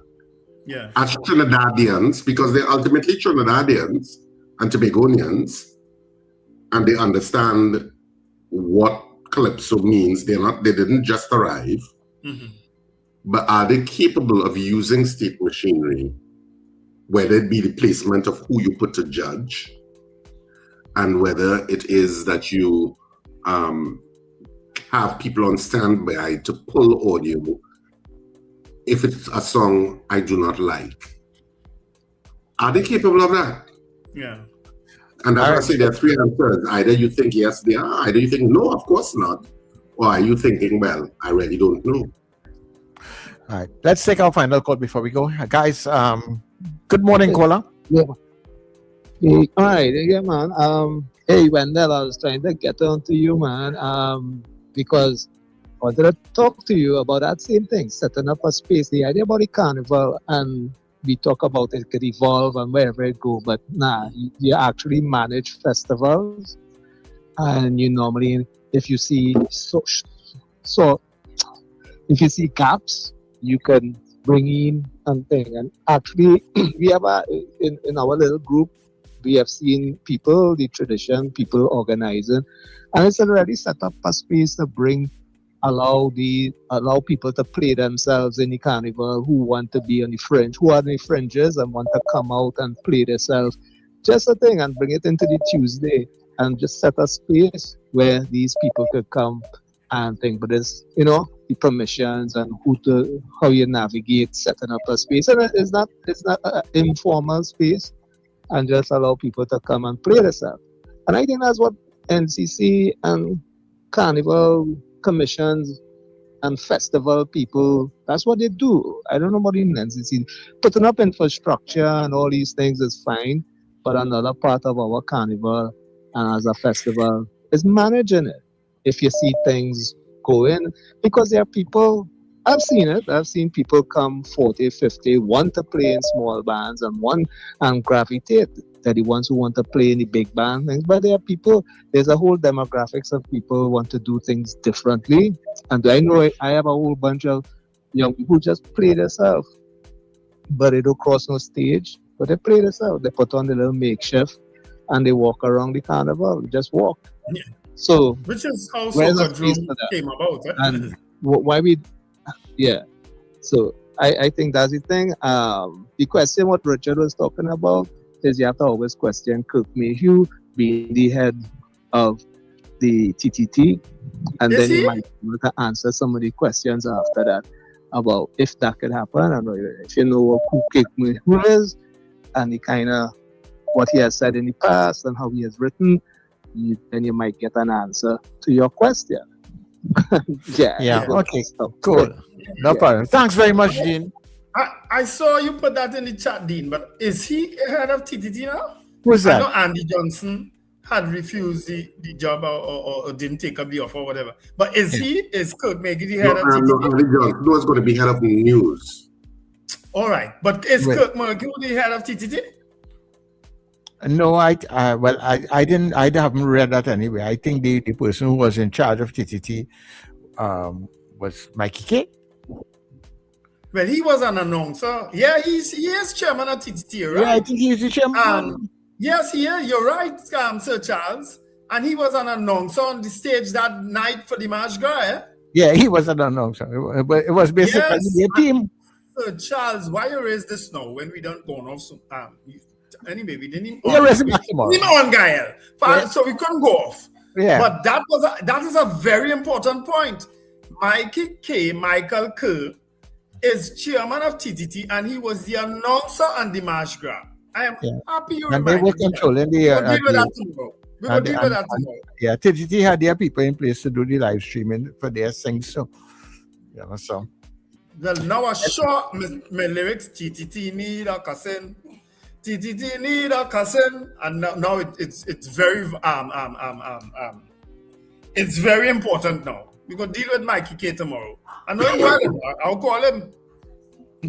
Yeah, okay, cool, no problem. All right, well, that's where we're going to leave it for today, guys. Yeah, folks, have a As we wonderful get ready day. to head down Citrus. Yes, Carnival and Cedros is on next week, Saturday and Sunday. Saturday at 8:30, Sunday at 6:30. Tickets are available now. And this is the first play of 2026. Theater season opens next week, Saturday and Sunday. And of course, at Central Bank Auditorium. Tickets go on sale at the Central Bank Auditorium for Monday, but tickets are on sale now at our usual outlets. K Squared Fashions in West Mall, Eastgate, and Brentwood Mall in Chagonas. Jubilee Rawi in Tunapuna, which is next door to Hussain's Roti Shop, kind of. Electronics in Ariba, they have tickets. And Sharpley Auto Services in Sharpley. And of course, Antoni's Florals in Fall Park Shopping Plaza. For those of you in that area, you should not miss it. It is hilarious. I'm so looking forward to rehearsal this evening because rehearsals are fun and joyful. And I laugh and laugh and laugh and laugh.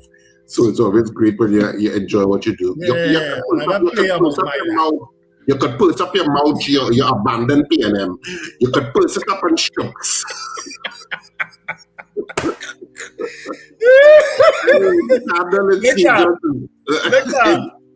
Next week, Saturday and Sunday. Do not miss it. I was to tell you something. Do I hear people calling me for other people? My name is Wendell Steven. What are you talking about? I will call you. Now, call me right after the show. I buffed the person just now. Said, don't ever make that mistake. Somebody call you? What is calling you? Call me on my phone for somebody else just now. I said, don't ever make that mistake again.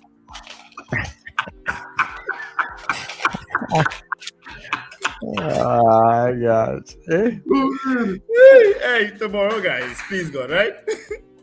Take care. All right, so New Era TT Radio continues on the stream, newerattradio.com and New Era TT Radio on TuneIn, where you can listen throughout the day for all excellent programming and, of course, programming that is uncensored. So have a fantastic day. You look like we get uncensored. Whatever you do, and enjoy life. Remember to smile and laugh. It's great for your health. Enjoy whatever you're doing for your last lap. Some people, I know a lot of you are on the beach. Be safe out there, and take care on endless traffic, I'm sure. But be safe out there and be responsible. Have a fantastic day, people. You have been watching The Breakfast Show.